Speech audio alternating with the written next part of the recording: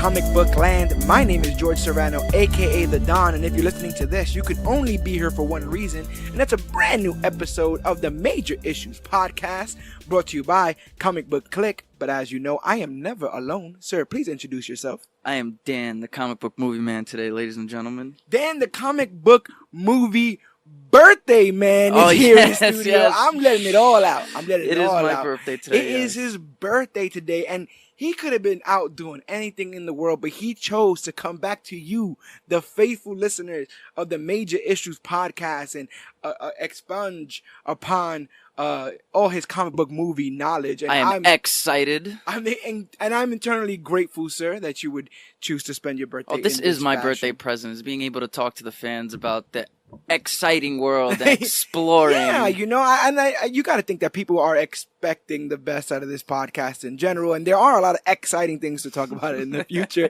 I want to see how many of those we can get out, but basically, yeah, that's what we're here for, because close to 20 years ago started one of the biggest comic book movie franchises of all time. Almost a decade before what we know as the juggernaut that is the Marvel Cinematic Universe, right? Everyone's out here touting like 21 movies and all that kind of stuff, and that is huge. That is big. Before that was going down, there was a little thing called the X-Men movie franchise, and the X-Men movie franchise was one of the first of its kind. When you think about it, oh yeah, coming out with its own trilogy, spinning out movies for lesser known or I guess Wolverine's not lesser known, but spinning out movies for singular characters, going through the past, changing cast, like all these movies were connected in a way that we hadn't seen until we got to the Marvel Cinematic Universe. And Dark Phoenix is going to be the last one. Dark Phoenix is going to be the last installment in this 20-year saga that is the Fox Marvel sequence of films. How do you feel about that?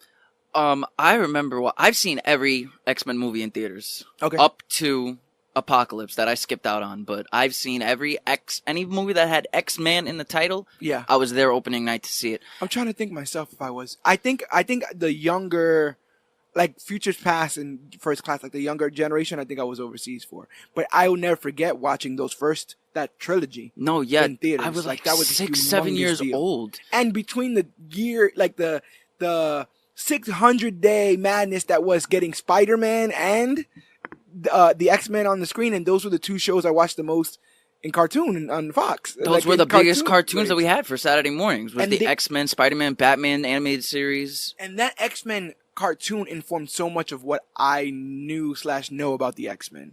And I'm still a little bit of a ways from being, the Doctor Strange Sorcerer Supreme of X-Men comics. The X-Men comics are a bit much right now. Oh, that's a lot. I've tried even following some. I remember I read Days of Future Past to get into the movie. Yeah. And even that was hard to follow. Like there's even little excerpts saying, go to this specific comic to understand this. And it's like, wow, I have to branch out. Like the X-Men is literally a tree of comics. Right. And it, especially in this new era when they started rebranding the titles X-Men Blue, X-Men Gold, X-Men Red. It's like, who am I following? Where do I go? But the rumor is, well, not the rumor, I think it's all been confirmed at this point. Famed writer Jonathan Hickman, who did great work for the Avengers and the Fantastic Four. I know fellow commentator Yogi, fellow clicker, he's a big fan of Hickman. He's going to be taking over the X books, and I think he gave the directive of we're shutting all the books down except for one or two. And that's going to provide a more streamlined way to get into them in the comics. But if you look back, that cartoon tackled a lot of it went everywhere. It was it's like how Gargoyles was. Like if you look back now as an adult, Gargoyles was serious as hell. Gargoyles was very serious. It tackled racism, police brutality, being true to yourself, and that's what a lot of what the X-Men cartoons was about, being true to yourself. It tackled racism through the eyes of mutants and humans, and it was colorful. Yes. That cartoon was colorful, and I don't just mean by the vibe, I mean the actual drawing and animation. There was yellows and blues, reds and green galore all over the place. Even though the characters started off in the 60s, in the 60s, I'm telling you, man, there must have been just a lot of white powder going around because people, they were throwing out these characters willy-nilly. Stan Lee, Jack Kirby, they start just like, and the Fantastic Four and Spider-Man and the X-Men, and all of a sudden you have these rostered teams full of people that the fans tend to gravitate towards. But the thing about the X-Men is the original team was like Beast, Angel, yeah, Jean Grey, Cyclops, and Professor X, and I feel like I'm missing one. Iceman. I always forget Iceman because he's actually you're an Omega level. Yeah, Omega's like the biggest level. So I know Iceman. I know Iceman is on a level Omega. And so mutant. is Storm. What? And it also has to do with what you're able to do. So like Iceman can drop his body temperature to like below freezing, and the body temperature around like things around him and stuff like that. So that's like he always has huge. a lot of like his ice powers may just be one specific power, but I know it's strong as hell in the comics. Yeah, and so a lot of people don't know that that's the original team: Beast, Cyclops, Jean Grey, Iceman, and Angel. We get in the 90s a new roster, and with it a new surge in popularity of X-Men titles where they became top sellers in Marvel. They always sold well, but when Jim Lee got on it and all that stuff and they changed the roster, it really picked up. And when you look at it now, it's obvious, but basically what they did was they did a We Are the World for mutants, right? They go, okay, we got our stationary American characters. We got Cyclops, we got Jean Grey, stuff like that. How about a Canadian and Wolverine? Yeah, I heard that they have. They have like around the world different kinds of. Yeah, but not only just X-Men but superheroes. Oh, definitely. But in this in particular, I felt like they were trying to taste from all over the world because they're like, we got like I said, the Canadian and Wolverine, and let's go Southern drawl with Gambit and Rogue. Because Rogue in that show is Southern. Let's go across to Africa and bring in Storm. Let's go to Germany and get a Nightcrawler. Wow, wow, that's pretty cool. And Jubilee was Asian. Yes. I think her real name was like Jubilation Lee or something like that. Jubilation Lee. Oh my! I remember her being the most. I'm pretty sure damn Jubilation. She was the most annoying character in that entire cartoon, and I remember the very first episode was the Sentinels. Where they were looking for Jubilee in the mall. Yes. Yep. And she was just this damsel in distress, like, oh no, help! And they're over there, like, I don't understand why writers decide to draw in annoying characters. Doesn't have to be a man, doesn't have to be a woman. It's just these annoying, like, I guess they're the audience's voice. So that's look exactly out, that's don't exactly go there. What that was. That was exactly what Jubilee was intended to be. She was intended to be our look into so that people could, exposit details to her with things that they wouldn't normally have to talk. We talk about it all the time, right? Like exposition is usually things that people don't normally talk about, but they have to find a way to introduce that conversation. Two people in the room that are expositing know what they're talking about. I wouldn't say like, and as you know, Dan, who's a friend of mine, who we do this podcast together called Major, like I wouldn't have to say all that because we're literally doing it. Like, you know what? But if somebody walked into this room, you know, I hate those as you. It's like because as you all know, it's not natural. Yeah, yeah, I completely get that. It's like. Or didn't you forget that? Oh, don't forget those ones too. Yeah, like, don't forget, we have to do this right now at this specific time. Yeah, didn't you forget what happened last time he came? Insert arbitrary rule here. Right. So Jubilee was that, and I'm proud to say that now have done the research. Her name is brilliant, Jubilation Lee. I thought I made that up, but Jubilation Lee. Because Jubilation isn't it to like celebrate? Isn't it like 4th of July fireworks? Yes. I don't know what I mean. Because I know she makes fireworks from her fingertips. Yeah, she can. She has abilities over pyrotechnic energy blast, explosive charging objects, and evades telepathic detection. And she became a vampire for a little while, but that's a whole other thing to talk about on another day. But yeah, that 90s team, man. That's the blue with the Cyclops. With the strap. One of the best looking Cyclops is hands down one of the best drawn characters ever. We forgot about Colossus, who's Russian. Oh yes, Colossus. Yeah. So Uncanny X-Men. I want to get one of those. I want to get a giant size X-Men #1. Oh, that's what I want. Yeah. But yeah, so we had minor comic knowledge, definite animated series knowledge, and that, like I said, the animated series informed a lot. For a good, sometimes it scratches my mind because you go back to like Spider-Man, some of those Spider-Man cartoons where he's roommates with Iceman. Like none of that is comics. They're literally just making things up. Spider-Man and His Amazing Friends, yeah. Right, but I wonder what in this made them be so earnest. Made them be like, oh, it would behoove us to just retell the good stories that we told in books in animation, because they didn't have to. Every week they could have been on a school bus and went and found mutants all over the world, but they did X-Men Days of Future Past in the animated series. They One did of the highest Phoenix, rated episodes. They did the Dark Phoenix Saga in the animated series. So they took whole parts of the actual comic lore and put it there. But how familiar would you say you were with them come 2000? You just knew Wolverine, right? Because I was a kid. What was it? It was 2000 was the first one, right? Was the first film? I was yes. 7 years old, Okay. seeing it in theaters, and all I remember was just what I remembered from the cartoon. Specifically, the cartoon was my only knowledge of the X-Men. Yeah. So to go in, I knew to expect Cyclops. I knew to expect Storm and Wolverine and Professor X. And then they just threw out all these characters that I had no idea who they were. Like Mystique. I don't really remember Mystique as much as a kid, and it wasn't until it was the movie and then the video game. Yeah. X-Men that X-Men fight not Marvel vs. Capcom, X-Men versus Street Fighter. Yes, yep. That's when my knowledge of like Mystique, Toad, and all of them came in. I knew like Mystique. My thing about Mystique was that my Mystique was always clothed. We'll get there. Yes, we'll get there in a she was second. always clothed.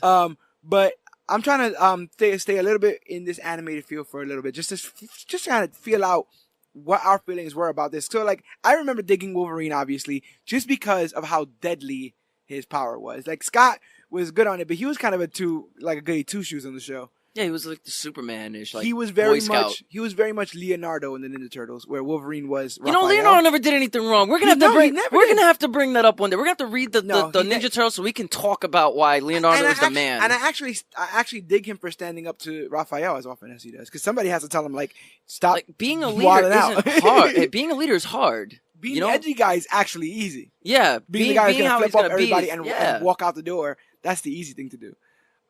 Being the guy who could come in and make fun of a guy in a wheelchair, which we'll get to, is easy. but yeah, like I remember thinking Rogue was cool because she can fly and she has super strength. Yeah, my Rogue flies. And she used to beat up Sentinels. Like literally just like rip an arm off, whatever. I remember in the first or the second episode, she jumps and cracks a Sentinel. I remember how scary Mr. Sinister looked. Juggernaut was huge. I really dug Sabretooth's look, even though it's completely like you cannot do that now. They tried it in the first movie. It was like some weird V-neck thing with fur in the cartoon. Like, he had like a Craven outfit. Yeah, very much Craven. And there was this weird obsession at the time with those weird maskless headgears where the gear would go all the way up to the top of your forehead. This mask, but then there would be no mask. Oh, Gambit's outfit. Outfit, Jean Grey's outfit. Like I just said, Sabretooth's outfit. We're just gonna let the hair come out the top, and you're gonna cover your ears. That's what it is. It's like a spandex where you pull it over, and that's it. Like it stays like a bobsledding outfit. Right. Like a baklava. Yeah. And it's like, I don't get it. I get it for somebody like Scott. But then again, why would you even just cut out the top? Like I'm just gonna let my hair out. But anyway, 90s comics. It is what it is. But yeah, we decided that the best course of action to go on this nostalgia-filled thrill ride would be to split up all the X-Men films that had come out. I think we had 11 at this point, and so it was an even split, about 5-5, because if you haven't noticed, or if you didn't know, we covered X-Men Origins Wolverine, and we'll touch on it in this, but not in depth. Which is worse. You guys can go back and listen to that.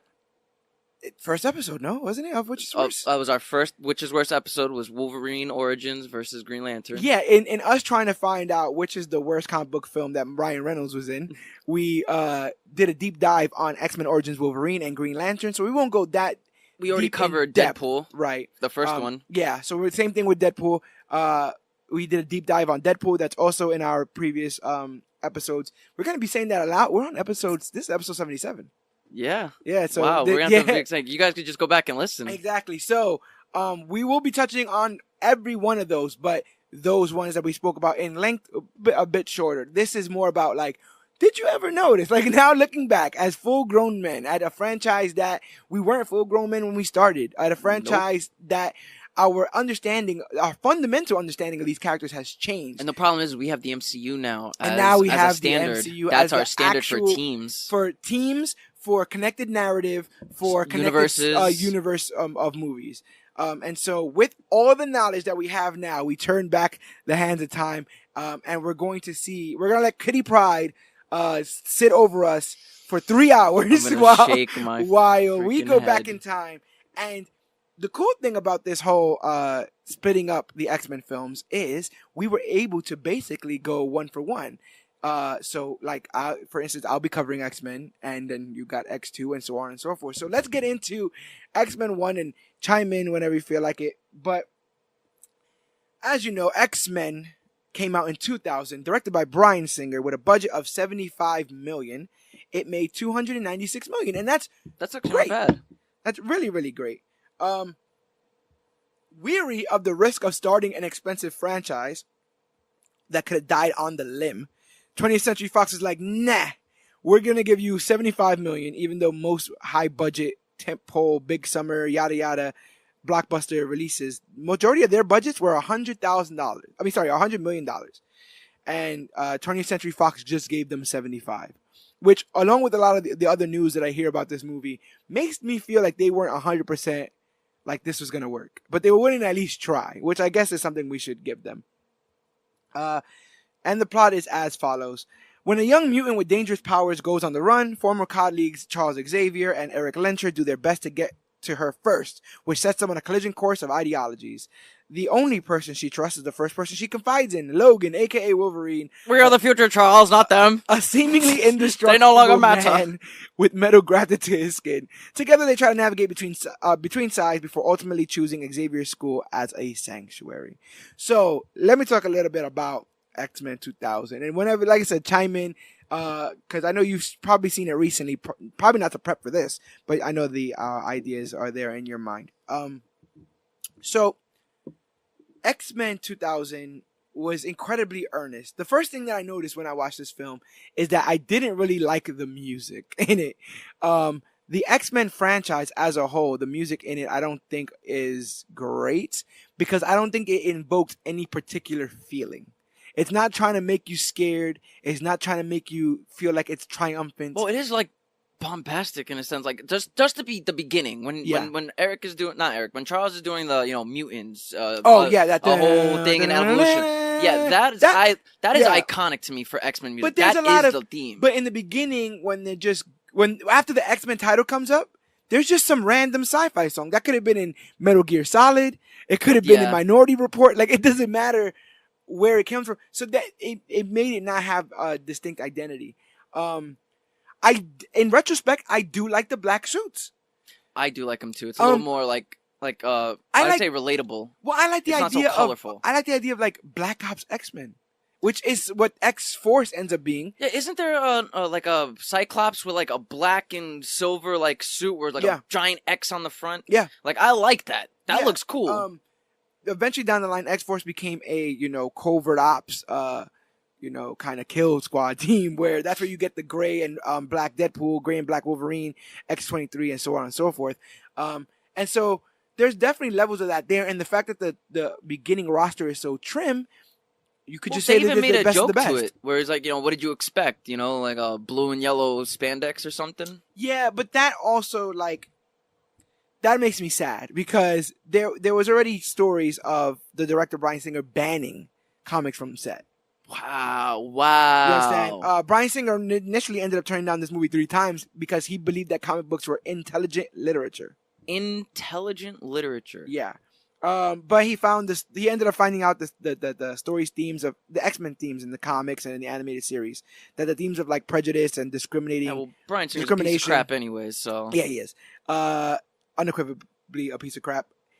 He finally agreed to end up doing the movie, but he banned comics on set because he didn't want them to influence the cast, but they secretly read them anyway, including people like Sir Patrick Stewart, who didn't have much in the way of this was Jean-Luc figuring Picard. out. If you think that this man is a sci-fi legend, if you think he's not gonna do brush up, and do his homework, you're crazy. But I feel like the slant at the yellow costumes, I feel like banning things from set, and I feel like the initial saying you don't want to do this film 3 times is the reason why this film is not great. And then he ends up doing X-Men for like 5 more times. Yeah. Considering that, you're not really thinking that it's all that great initially. It's odd that he stood around for so long. But he made point, like this is the only movie he's known for. Really, was the X-Men films. Yeah. No one really remembers him specifically for Usual Suspects. They just remember that being a good film. Yeah.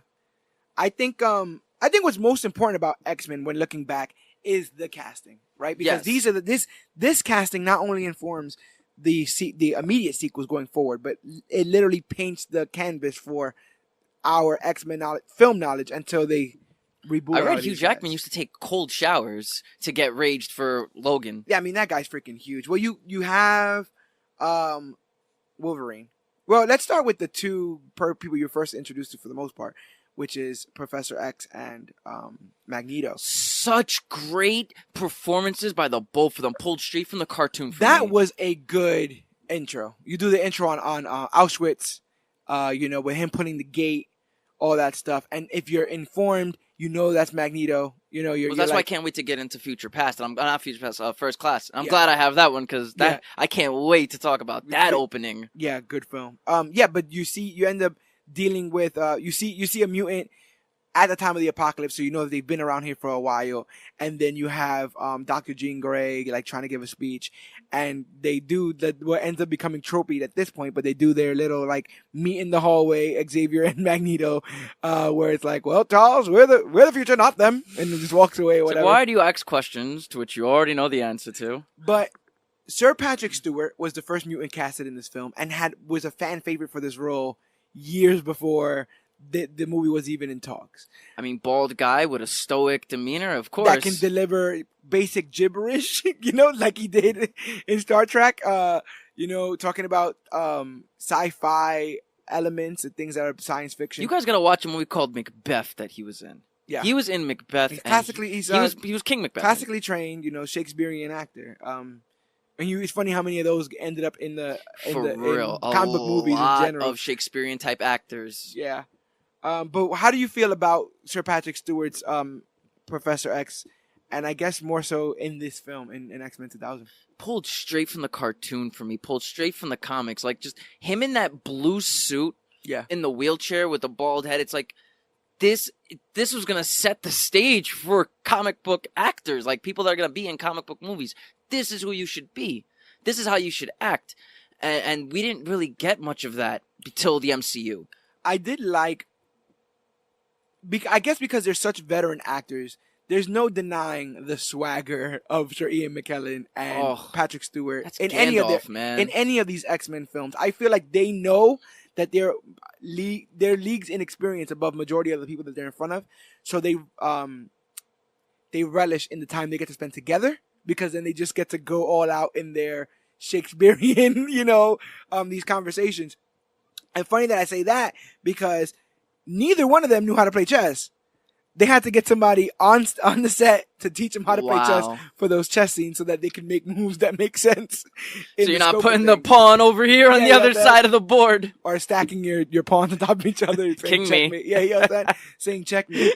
And I don't think without those two, and obviously, you got your Halle Berrys and stuff, but I think those two are the ones that got people in, especially the fact that they played chess Stewart. together.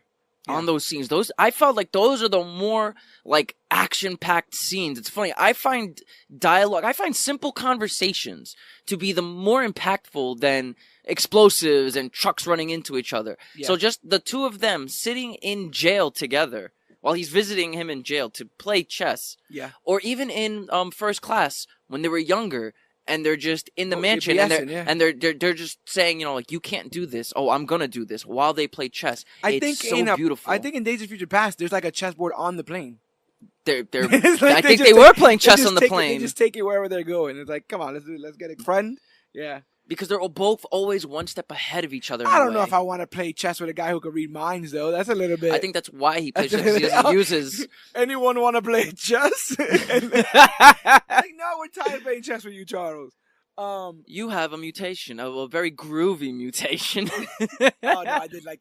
We'll get to McAvoy's thing. But, yeah, I do feel like these guys make what's happening a little bit less hokey. It's incredibly not serious, what they're talking about, all that stuff. I mean, there's a lot of things about like discrimination and prejudice there, but they're yelling about like the future and the X gene and all that other kind of stuff and adamantium and all that stuff. And it's hard, like if you don't believe that, to get that across. And I felt like I believe these two men were in this battle of ideologies. Just the way they call each other old friend and how they have respect for each other. You can tell these were once closer than brothers. Yeah.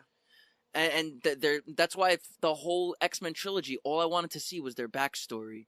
Yeah. I just, even as a kid, I always knew that I wanted to see what it was that drove them apart. Yeah, and because it had to be something great. Even in the comics, they started off old, so there was always this talk about like what happened, and I can get what that would make. It's just the fact that he keeps calling him old friend. I will never, even as an adult now, it's just there's something so eerie about the way that they both call each other old friend. Yeah. We will go from those two who are absolutely awesome, but I think that the other movies are more worth talking about them in, especially First Class. Oh yes, no, definitely. But you had mentioned Jubilee and the idea that she was the character in the animated series that we used to as a fan surrogate, so that people could exposit details to her and stuff. In this first movie, it's two people. It's Anna Paquin's Rogue. I could see that. And it's Wolverine. It's 100% Wolverine. That's 100%. But the only reason why I don't give it to Logan is because we even use Rogue to introduce Logan. You understand? So even in that sense, she's looking at him the same way we are for the first time, trying to figure out what's going on. And then he's like, once we meet the X-Men, then he starts going into being the audience's surrogate. Like, what do they call you? Wheels? Yeah, right. Exactly. Like, none of this makes sense, so I'm gonna make fun of it. But I wasn't and I'm not a fan of the characterization of Rogue in this. Not at all, no. Not a fan of it at all. And I think it goes back more to this idea that before I was well ingratiated into Marvel Comics, some of the strongest and most badass females were in the X-Men franchise to me. That's where all the badass females Mystique, Rogue, Jean Grey, Psylocke. Even some of the villains like Morrow with the bones and Lady Deathstrike, and I really dug the female characters in that. Even in Jean Grey's hella powerful. She's the Phoenix, and I feel like in the trilogy they kind of just pushed them to the side. Now Mystique is probably the most badass female in this trilogy. No, what the problem was with these X-Men movies specifically. For my biggest gripe was so much spotlight was put on Wolverine when he wasn't needed, to the fact that we have 5 movies dedicated to Wolverine in one way or another. You have X2, you have Days of Future Past, and then you have his trilogy. Yes. All dedicated to Wolverine is in some way the catalyst of this plot. Yeah. And the fact that they used him for Days of Future Past, and that's not even who they used in the original comics, is what pissed me off even more. They were just trying to crank up that James Howlett, popularity. I don't get how Wolverine became so iconic the way he became, but they never used him the right way. So here's a little mini rant from me. Going back, Wolverine's a dick, and I don't mean, 100%. And I don't just mean like he's a dick, but I love him. I mean, like, I don't even know if I'd hang that first X-Men movie. I don't even know if I'd hang with him. He just does whatever the hell he wants, which I get. He is a rebel without a cause, but I felt like at some point, it's probably the origins point, he just became a one-liner, cigar chewing. Even badass. Has one line in First Class. They literally gave him a one-liner cameo in First Class. And the thing is, I want him to have a little bit more pathos, but then again, I also feel like the other problem with this movie franchise is then they started to add pathos out of nowhere. And then I'm like, wait a minute, whoa. He was a dumb action star for your first trilogy. And now he's a wounded guy who begs for death. Who begs for death. Yeah, it's just it's a lot. But in particular, in mentioning Wolverine and his dickishness, it made me realize how actually amazing James Marsden was as You know, Xavier should have Cyclops. just done the Odin thing from Cosmic Ghost Rider and just like, you Yes. want to go? Just go. Get out my Yes. mansion. Just Yes. get out of here. Because I never looked at Cyclops in the way I did watching this film for this podcast. But when you realize that Wolverine is kind of a dick, and you start just to look at Cyclops in a different way, because Cyclops is the guy who lives at the mansion. He lives at the mansion. He's cool with all the X people. I think in these movies he was his first student. Which That's makes a what lot of that's sense. what it was. He's like I first found Cyclops and then I found Jean and then I found Storm. Yeah. And they were my 3 first students. Yeah.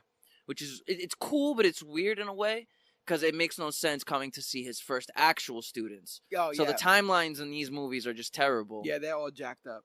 But in the beginning, when you see Marsden as Cyclops and stuff, their introductory shot where it's him and Storm saving Logan from Sabretooth and stuff, that was actually pretty cool. And the music swells up. That's all really, really cool. Yeah, it swells up for the first time, and he's like, oh, okay. They look like Black Ops. No, yeah, he came in with the gray leather jacket. He had the hat and sunglasses. Yeah, it looked dope. It looked like a Black Ops team there. So I thought it was pretty cool. But when you have that scene there with the wheels, what do they call you, wheels, whatever? Cyclops is just kind of like standing there, and Logan goes to walk out, and Cyclops doesn't move, and Logan yokes him up. He grabs him by his jacket. I remember that scene. I don't even think he was in his way. He just literally walks in front of Cyclops and says, "Hey, man." Yeah, just you wanna grabs move him or by his whatever? nose like, "You want to move out of my way?" Down? Yeah, whatever. And instead of giving him a one-liner, he just like tilts over and looks at Professor X like, "Should I just smoke this dude?" And that restraint with the smile with too. the smile is like, that made me on Cyclops' side, because it takes a lot when you know somebody's being a dick not to just knock him out. There's a in life in general.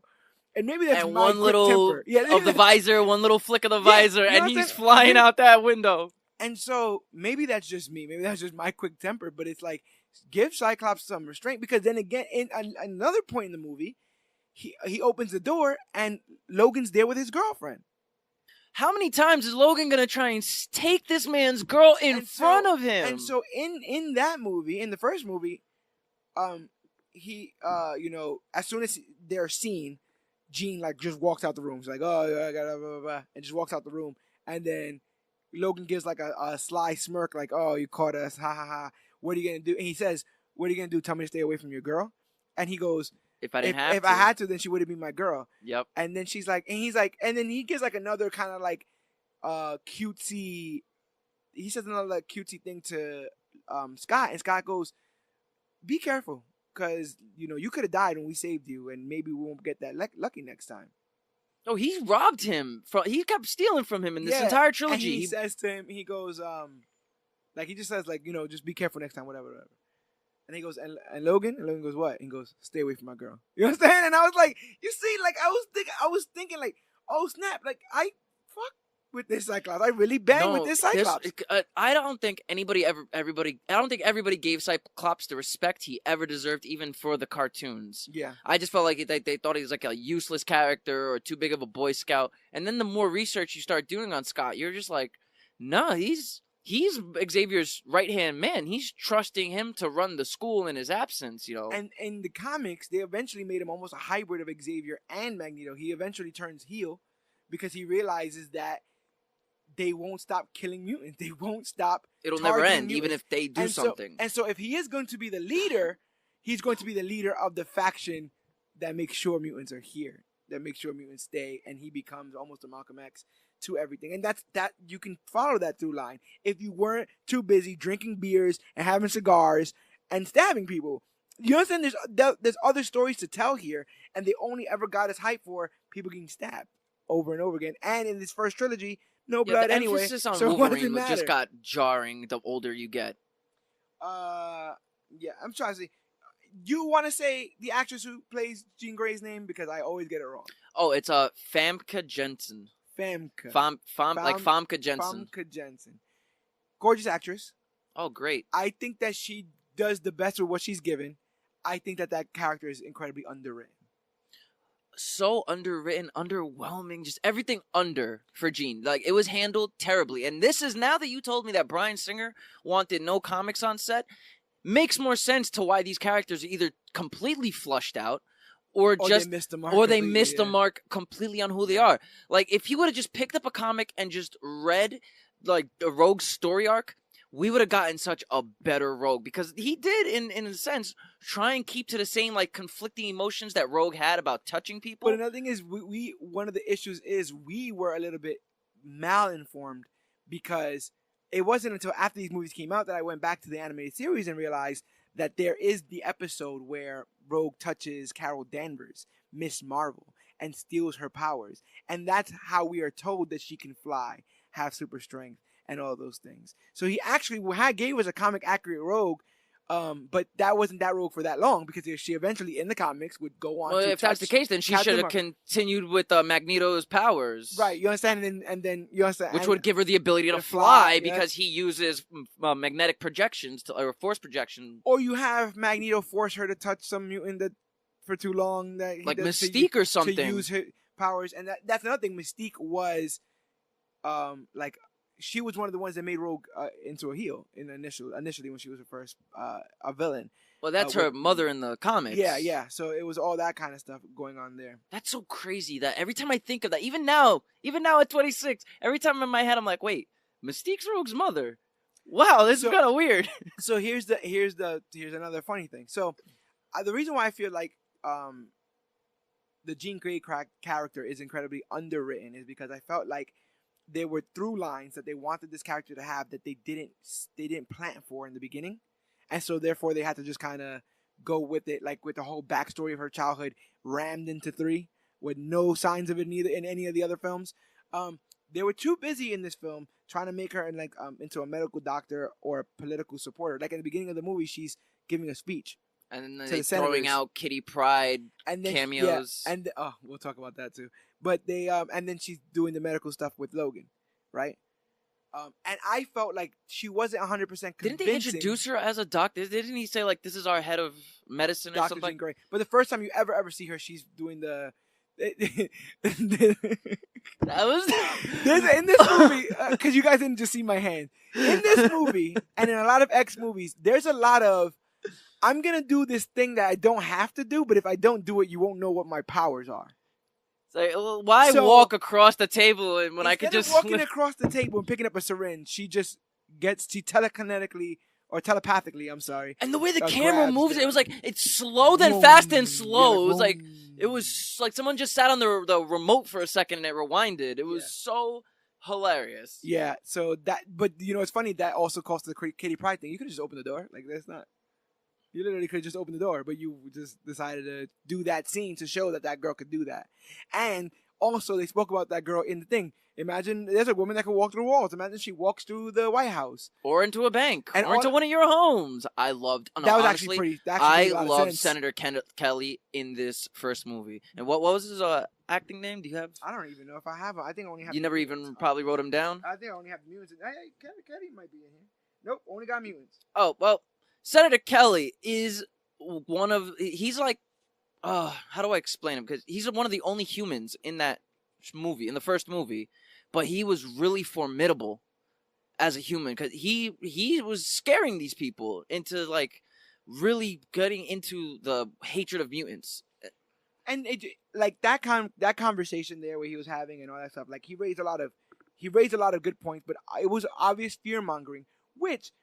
No, it was obvious fear-mongering, obviously. After watching it, especially this movie and then the third one, with the choice of the cure, these movies would have fit right in with today's society. Like these movies would have been perfect today. These movies would have slid in and everything would have been fine. Imagine if this X-Men trilogy came out today with the better technology, the better people that are working behind the stories. No Bryan Singer. Let's take Bryan Singer out the mix and throw somebody that we've known from the MCU. Joe Johnston, who did the first Captain America. Yeah. Give him the first X-Men movie. That's why I'm so excited for the X-Men projects to be under MCU. Yeah. Because I feel like with its stories about racism and prejudiceness in today's society, not only are we gonna eat them up, but I feel like we can get guys who can and girls who can write these stories perfectly, who's lived the experiences. Exactly. Get us somebody who's lived through prejudiceness to write us a prejudiced X-Men movie. Yeah, that actually makes a lot of sense. And these movies are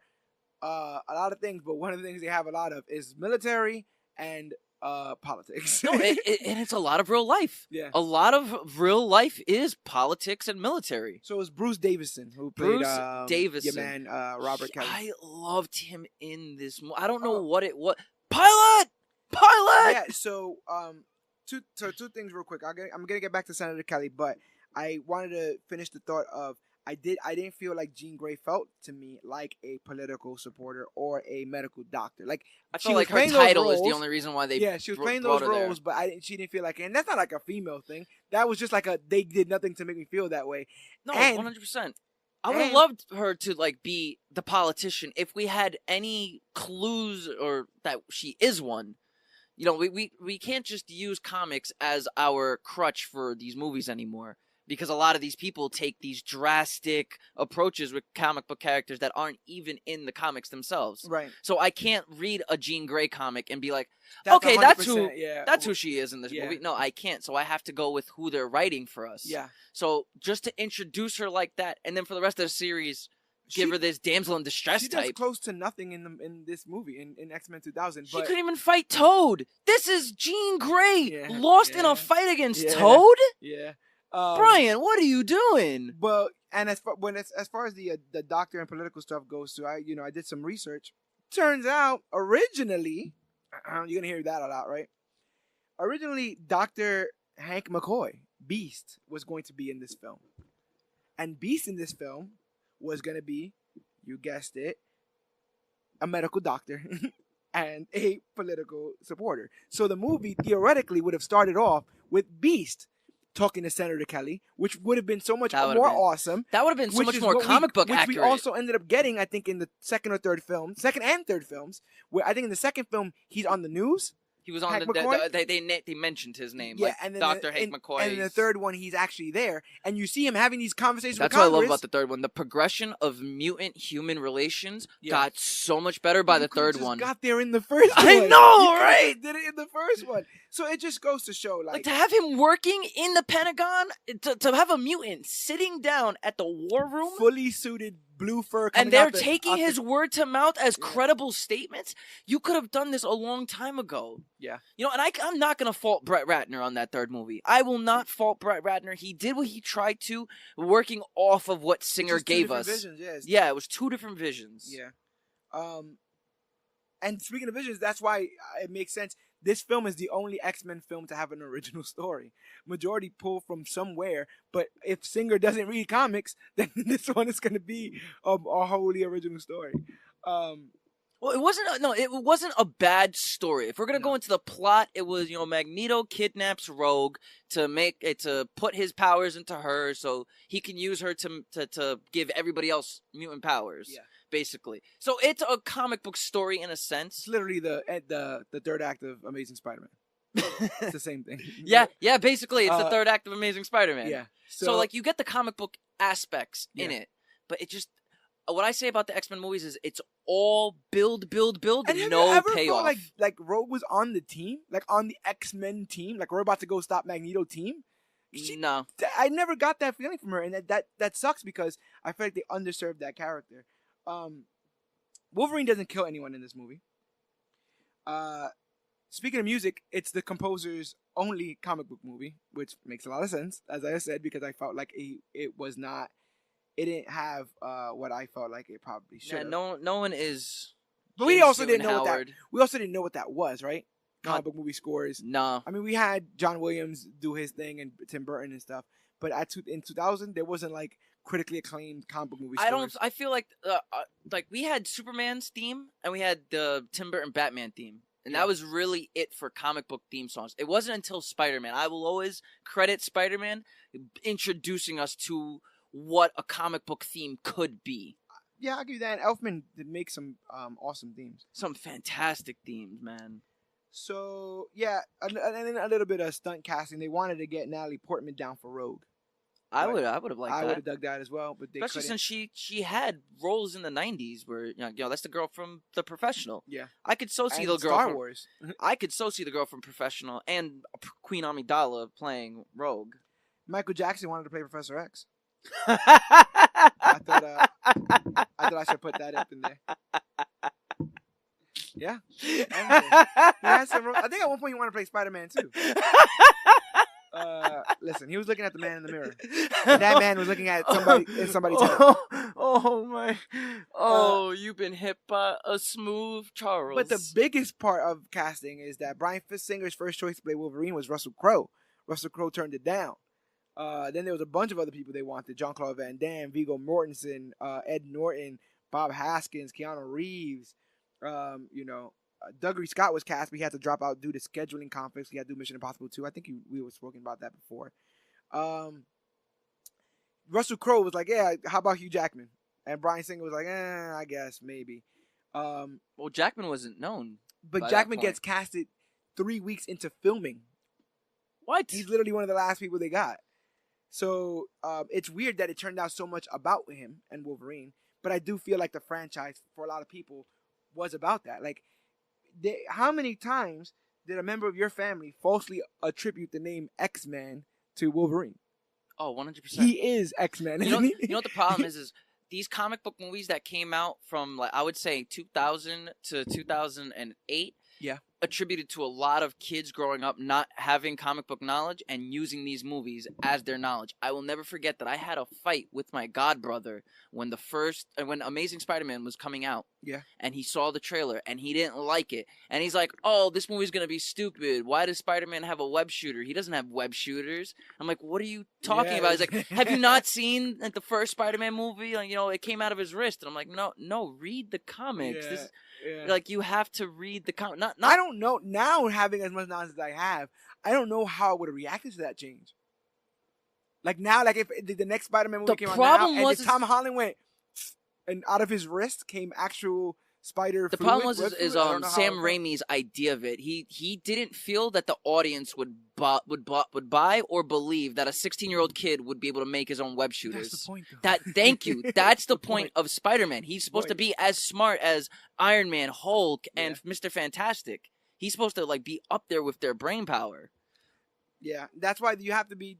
Got to be careful because you're literally informing an entire generation on something. That's why I said that these female characters I felt like should have been a little bit stronger. And I hope the MCU is able to, like, carry over with the, like, A-Force, or, like, if they're gonna do an X-Men movie, I hope they give us a better Jean, a better Rogue. Yeah. I feel like Rogue is one of the best characters in the X-Men animated series. Oh yeah, we should probably talk about Halle Berry, right? Halle Berry and her constant changing of accents throughout the series. She's 100% Kenyan in the first one, and then it just kind of trails off. Aurora Monroe, an Omega level mutant, basically had nothing to do in this film. Her biggest thing in this film that people remember is her terrible joke to Toad, which is, you want to know what happens to a Toad when it's hit by lightning? The same thing that happens to everything else. What does that even mean? I don't know, but also Storm, Jean Grey, all of them really they fall into this trope of, like, they have to get them incapacitated, because if not, they could solve everything. Like, Storm could kill everyone, but she can't because they. That's the problem with villains specifically. I think. Magneto in these movies is playing around. Yeah. Every single one of these films, more so the third.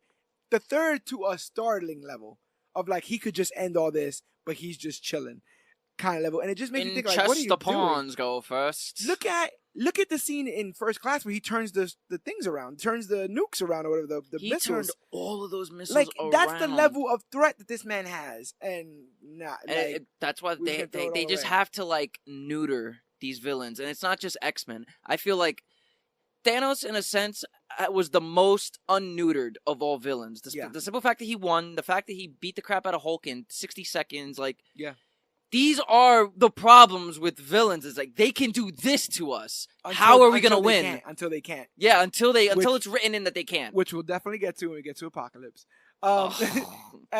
So let me end this off with my favorite moment, and then give out an award for acting MVP. But my favorite moments are everything from the bar to the school. I thought it was very well done. That bar, get out of here, freak. Get out of my bar, freak. And then him cutting the shotgun barrel. The first shot you see of the skin opening up and the claws coming through. Amazing. I used to have those toys. I had all of those X-Men toys. Oh, okay. From the first. Yeah, I love those toys. I think one of the first comics I ever read was the adaptation of this movie, which is also funny in itself. A comic adapted from the movie. It's adapted from. Yeah, which was based on no comic. Put that all together. Yeah, got on my bar freak. Them sitting in the car and explaining like, my name's Rogue. What's your real name? Well, it's Rogue. You know what I'm saying? And my name is Logan and Wolverine and trying to touch her hand and I don't know what happens when people touch me. Does it hurt every time? All of that, gold. That was actually really, really one stuff. of the best conversations of that trilogy. Is Yeah. just those two meeting each other and just like she's being this like I'm a nosy kid, you know. I'm just a kid that's trying to understand, and he's just like I have no time for this. I just want to go.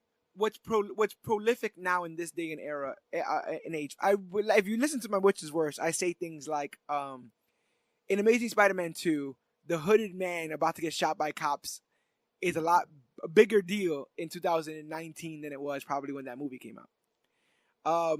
In this, the do unto others mantra, and what I ultimately have listed as my second favorite moment, Senator Kelly's death. The idea that, like, you hated mutants, so now us mutants are going to give that back to you, and you deserve every bit of this. But yet, they found a way to make us feel sympathetic. In his last breaths, he just didn't want to be alone, which was something that every mutant had felt up until that point. Remember, Storm chooses to sit there and still comfort him in his last moments.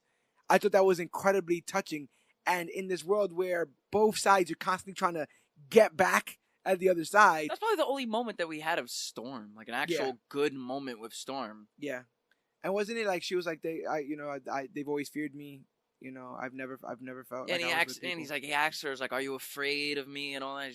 She's like, "No, I'm not afraid of you." Yeah, and yeah. Then you see his hand just turn Did into they say I water. pity you or something like that? I think she did. They say that a lot in movies too, by the way. So that I pity the fool. Yeah, but that is definitely on the list. You know, just at the I think it's the only scene with pathos in it, besides probably the beginning Auschwitz stuff. And then finally, Magneto versus the cops. I think everyone remembers that scene from that movie. I can't stop them all. Him stopping a bullet and literally it's like still spinning, rifling, and it's cutting into the man's forehead, but it hasn't gone all the way through. Him flipping cop cars onto themselves, like just all of that.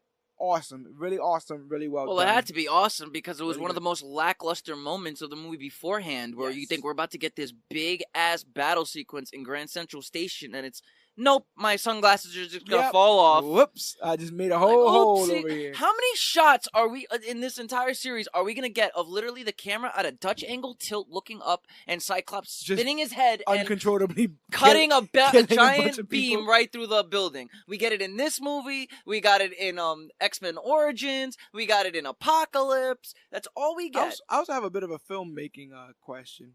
Why are memories never depicted as first person? I don't know. Like, if it's my memory, yeah, I shouldn't be seeing us talking, right?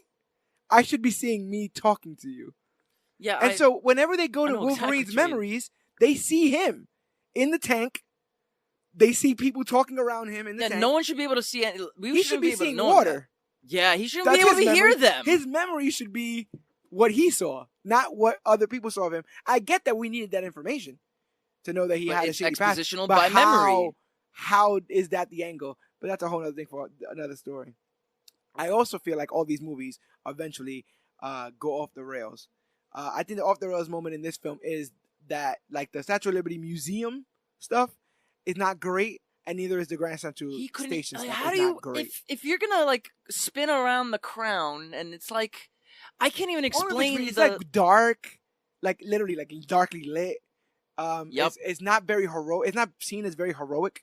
Any of that stuff. There is. I've been to the Statue of Liberty twice in my life. There is no metal detectors in the gift shop. I'm just saying. Yeah, they don't even have AC in that thing, so they wouldn't have any metal detectors. You can't even get. How are you getting into the freaking torch itself? Well, did you see? That's the only thing I noticed. I never noticed this before. In the beginning of the movie, they're making the replica torch. They're making the fake.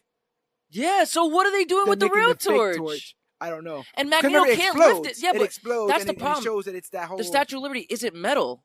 It's all copper. But it has an iron does skeleton. And the only reason I know that is because I was literally on a sightseeing tour yesterday on a boat, and it said that it has an iron skeleton. I didn't know that. I had no idea, and I would have thought it was crazy. So I guess that's those bars that come over. Remember, he like trapped them in the iron bars. I guess that's what that was. Don taking boat rides. I like it. See that, right? I'm just trying to broaden my horizons. So my acting MVP awards are gonna go to my man James Marsden again. I knew you were gonna give it to Scott. I knew it. I like it. He's literally not gonna get it in any other film that I've seen, so he's gonna get it in this. Second is Sir Ian McKellen for just the madness that he had to go through in this scene. Yes, Charles Xavier, Sir Patrick Stewart's also in here, and he does great. But literally all he has to do is sit down. There's a moment where McKellen has to get into the orgasm machine, because that's what I call it, the machine where you have to sit there and go, like what is the directing note for that?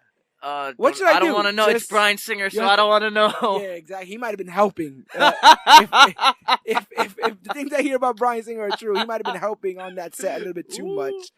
My gosh. But up there with them, Rebecca Romaine Stamos. And let me tell you a little bit about Rebecca Romaine Stamos. Rebecca Romaine Stamos had to wear 110 custom designed pieces of prosthetic, which covered 60% of her body and took 9 hours to apply. She couldn't drink, use skin creams, or fly days before filming because it would have caused her body chemistry to change slightly and caused the prosthetics to fall off. She also had to be quarantined in a different room than everybody else, just so she can be at the right temperature, so everything is fine and none of the stuff gets messed up. So nothing gets messed up until they have to film. And the idea that Miss J-Law could just get airbrushed and put a couple of pieces of pickle on her forehead and try to be my Mystique, it don't work, girl. That is the worst Mystique ever. Gotta bust your butt.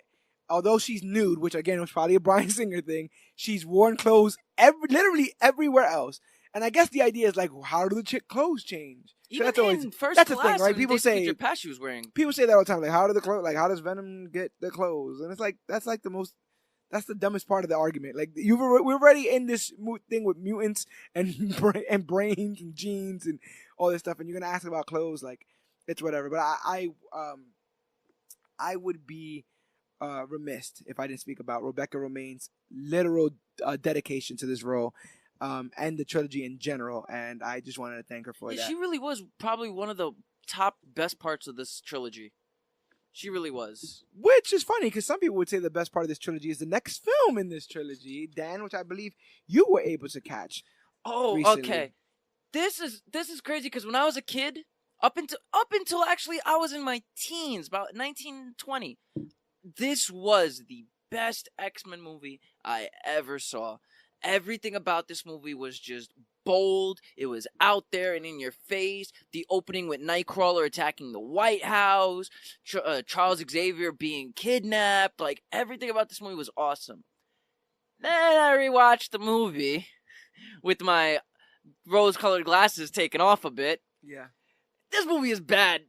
This movie is bad. I think that Alkali Lake stuff isn't great. And I think every time you kind of go to Stryker, there's too much movie there. The problem is it's the dialogue is inorganic. The dialogue is so Hollywood one-liners. Yeah. Like, everybody just seems like they're just reading cue cards. Yeah. Like nothing seems like it's flowing in a sense that's like a real conversation. Yeah. Everything is just like, oh, but you can't do this. Oh, but watch me. Oh, but don't. Oh, but I will. It's cliched dialogue. It is cliched dialogue, especially when it's on Bobby at his house. And it's like, you ever try to stop being a mutant? Yeah, stuff like that. Like, parents aren't like this. I understand that, a parent is going to be scared, especially if in the real world, some kids are born to have really bad body disabilities. They can't walk or they can't read or autism, blindness, deafness. But parents are very loving to their kids. They're very supportive. They put them in these programs not so they can get rid of them, but to help them feel more normal in society. But I guess what they were going for here, because a lot of the X-Men originally was race relations and stuff like that, right? But you can't do race relations between parent and son because they're going to be the same race. And so it will be there's no two white parents that give birth to a black child and then go, I have to disown this child because they're not us. So then I guess they went the gay route, the homosexuality route with it, and Bobby's mutation is almost that conversation. It mirrors a conversation of him coming out the closet, and so in that and it's sense, too in your face about it. I agree as well. But I will also say that I don't know when that was like 03, right? When that film came out, 03, yeah. When that film comes out in 03, we weren't as progressive as we are I was now. 10 years old when this movie came out. Yeah, I was 10. Wow. And yeah, we weren't that progressive when that film came out. So I kind of get it, even though it was shoehorned. I think my problem with it again is it resting on the shoulders of Wolverine a lot. Like they do a job with that. But what was the plot of that? Well, the plot was William Stryker was abducts. Well, first William Stryker uses his chemicals. Yeah. Like some brain controlling chemicals. Yeah. Which they do not go into depth in. No, it's just 2 little drops on the back of the neck, and all of a sudden they don't say how they made it. None of that stuff. Nothing. Which would have been really cool. No. It was his son, right? It was his son's. It was his son's mutant genes that he synthesized into like a little syringe, 2 spritz on the back of the neck, and he's controlling them. They should have had it like those water bottles you shoot cats with. All right, Charles, this is what I need you to do. He uses Magneto to get all the secrets of the X-Mansion. Actually, and I'm remembering now, he actually first uses Nightcrawler. Yeah, oh yes. As a false flag attack against the president to say that mutants. That's where we get the opening. The mutants are attacking, and then because of that, he's able to go to the president and be like, "I need funding to take down this school, but is it really a school? There's a jet in the back." I was like, what school needs a jet under its basketball court? So it's like what school does need an F-115? But there's a lot of people not checking in on that school because besides 1 or 2 teachers, Charles just brings people into his room to talk about poetry. That's his class in every one of these movies. It's just Charles really is talking about poetry. It's Charles in the room going. I'm guessing it's advanced William literature. Blake wrote The Tiger, and it's like I get it. No, I get it. But it's also like the British accent or the posh accent. I guess that's their way of showing, hey, Charles civilized? is smart. He's smart. Because only smart people read poetry, I guess. Bryan Singer, man. Bryan Singer. So yeah, and then he gets all the information on Cerebro because he built them together. Right, they built it together, and that's when he attacks the X-Mansion in one of the most coolest yet lackluster scenes of that series. Because when you think about it in the full scope of things, if the attack on the X-Men, because that attack on the X-Mansion was like one of my top moments in like comic book movies in general. But when you think about it on the scope of X-Men, when you think about it on the scope of the animated series or possibly what they could do in the MCU, when you think about it on the scope of roster alone, that should have been Iceman coming out and attacking a couple fools. But conveniently, all of the teachers were gone that night. That was it. Jean and Storm were in Germany. Scott and Charles were in Canada. Right. And the only person that was there was Colossus and Logan as adult teachers. Yeah. And everybody else was students and kids. Yeah. And it was just so dumb. And so Wolverine has to take out everybody in the most bloodless Wolverine scene ever. But again, I thought it was pretty cool. He's literally pulling his claws out of people and there is no blood. Nothing. Like, and then, oh my god, that scene is just, it was cool as a kid. It should have just called Logan There Will Be Blood Too. You know what I'm saying? Because that's what people wanted. That's what people wanted. They wanted the promise, B. You've been stabbing people for a while, man. They should have just called it that. And then what is Logan, Bobby, Pyro, and Rogue escape. And they go to, because they're like, oh, we know Bobby's they're like the edgy. That's the edgy crew. They're edgy, they're angsty, they're older now. And Pyro's like, we don't need any of this crap. And like, Bobby, you're a wimp. And one of the dumbest lines ever. It's like, Logan's like, I gotta get to him. I was like, no, I need him because he had like answers. And she's like, oh, but we need you or something like that. Or, like, oh no, I'll be fine. And Rogue's like, but we won't. Yeah. It's like, what? That's gonna change my mind over a 20-year hatred of this guy. Yeah. Not only that, I just met you like a little while ago. We just got to this school. You know what I'm saying? I don't even have a class in this school. What am I doing here? He teaches art, remember? Oh yeah. That was Professor Logan. And what exactly do you teach? Is what the mother asked. Yeah, and he's like, art. Yeah. Just art. Yeah. Okay, but vague, for the most part, they just let him go find his past. That was at the end of the movie. They just like he goes to give the keys of the motorcycle back to Scott. And he's like, keep it, fill it up. I've just been gone for 2 weeks, you know. And that was at the beginning of the movie, was him coming back into the X Mansion. That's when Rogue gives him that hello. She's like, "This is my boyfriend Bobby." He's like, "I'm Iceman," and makes a nice cold hand. It's like, oh God. Also, yeah. So, Mr. Sunday Movies, which is a great podcaster, YouTuber, all that stuff. They came up with the term on that show, Professor X. Professor X. And the verb is to mean when the screenwriters get rid of Professor X because he's too powerful. It happens in almost every one of these films. In your film, I think it's a black. Or is it in mine? That was your film. Yeah, right? That's when Mystique goes to Cerebro and she puts this green goo in his Cerebro. Yeah, she puts, I said it was ink or something like that. And she just like plugs it in and it just dumps this like ink or whatever oil. I think that's what filmmaking was in the early 2000s. Like if you ever wanted to like show something as like poisonous, it has to be green or ooze. A different color than the thing that's there, so you can. So see if like in. know that the superhero's main color is blue, let's throw in this green goo to show this is bad. So they're constantly incapacitating Charles. In my movie, that's how it happens. In your movie, he gets brainwashed by. My God, that's right. They do incapacitate him every movie. Yeah. I'm pretty sure. Except first class is one where like they don't, or like he actually is being useful. Yeah, the only thing that incapacitates him is the introduction of the helmet. That's what stops him from solving everything, because the helmet had just been introduced and all that kind of stuff there. But in your film, he's being brainwashed and being led around by a little girl, which brings one of my favorite scenes of that movie, where she's like, "Find them, find them, find them, kill them." I'm like, wait, what? Yeah. Did you just say? It's like, find all the humans, find all the humans, find all the humans, find all the humans. Kill them, kill them, kill them, kill them, kill them. I was like, what? Kill them? What? This is getting off the rails. But yeah, they weaponize Charles to kill all the mutants, but then Magneto weaponizes Charles to kill all the humans. You get Lady Deathstrike in there for a bit. And then totally underused. And then Lady they chained Stryker to a tree or something like that. I think he chained him to the back. This is what pisses me off, because he chained him up twice. Yeah. First time where Logan is actually throwing the chain around him, he's tying him to the wheels of the X-Jet. Yeah. And that's when he puts the claw in his like side. Yeah. And then the next time you see him, he's chained to the wall. Yeah. And I think there has to be a deleted scene. I've never actually seen the deleted scenes. I know it was Magneto. Yeah. It had to be Magneto, because he was walking and they up had and to get up the jet. You see him looking at him. Like you see Magneto finding him. Yeah.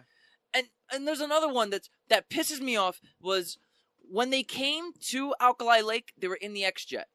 All of them. So when they finally save all the kids of the X-Mansion, and Logan has that kid that was changing TVs with his eyes and his arms, he screams, "Where's the chopper? Where's the helicopter?" It's like, what do you mean, where's the helicopter? You guys came in the X-Jet. Yeah, I felt like there was a lot of miscues. There was so many continuity errors in that second movie that I didn't realize, or so many good introduced characters that meant nothing. I felt like the best characterization in that film was probably Nightcrawler. I was gonna bring him up. Yeah, Nightcrawler was like, he was introduced in the most badass way. Not only that, but like the backstory of like constantly punishing himself and scarring himself. That's called not stigmata. Yeah, I know you're talking. There's an actual word for that. Chastising, when he's like chastising himself. Yeah, where the guy's whipping his back with the nine-tail whip. Yeah. Those were the actual whips that Jesus was being whipped with. That's what's crazy. He was chastising his own self. He's like, these are for each sin I've committed. Yeah. You know, and then that was kind of cool. Like the idea that he became religious as like this. Somebody has to love me. This life has to be worth more than what people are telling me. That Alan Cumming did a really good job as Nightcrawler, honestly. It was a really fantastic job. But, once again, underused. You get one scene of him in the beginning, and then he gets the big rescue at the end. Yeah. Where he saves Professor X. But doesn't go to get Jean. No, he did. He did try to get her, and she stopped him. Oh, she stopped him? Yes, because Logan yeah. screamed to him. He's like, "Get her!" And he's like, "She's stopping me. She won't let me." Yeah, which is how is she that powerful? How does she know he's gonna? How do you know? Stop it, guys! Just you know what? And it's never even said. Like you would. I guess if you know comics, you would jump to the conclusion that before her death, the Phoenix Force took over to preserve her. Well, that's what and they protect showed with her. like that fire around her. Yeah. When she finally The let fire in the water. Yeah, when she let the water when she let the water like collapse her. But even if she was the Phoenix at that point, Yeah. that water is the heaviest element. Yeah. Just one bucket of water will break an arm if it like hits you the wrong way. So you're having like two different currents in front of her and in back of her that's gonna shoot together. Even if she was the Phoenix Force, her body should be ripped into pieces. I think my biggest thing is that like I feel like the Phoenix Force would stop her in that moment, and then the next movie starts. Like there's no. Because what happened after that? Did she just stay in the ocean as the Phoenix until Scott shows up? I remember the very last scene was the Phoenix flying through the water. Remember that like it's outline them, of it's like an overshot of the water, like and it's one little white line. It's like one little small line, and then the more the line goes, the wings just start to spread. Yeah, and that's when it goes to the credits. Yeah, like mutation. It's a part of our very evolution. Every single one. Every fucking movie. What are some of your favorite moments from this film? Okay, so my favorite moment of the film, number one, is Nightcrawler attacking the White House. Okay. Just everything about that. Like, there was the orchestra where you have that too, rah, rah, rah, rah, rah, while he's like disappearing on one side, coming onto the other, or when he's in the air jumping and he's kicking people while he's disappearing. Yeah. Just the choreography behind the it. slow-mo. It's the most badass part of that movie. And there's a level of anticipation, like he's coming, he's getting closer and closer to the president, like no matter what and then he just jumps into the room and you just hear the orchestra going while they're all shooting around, and it's everything about that is like, okay, we're ready, this is X-Men. And then, well, sir, we have this and this and that and more politics and politics. It's like, listen, if we didn't let if we didn't let Star Wars Episode 1 slide with its trade blockation politics, we're not gonna let X-Men slide with its politics. We have to be consistent. Yeah, there was definitely a lot of that in there. Now, my favorite villain because of this movie was Pyro.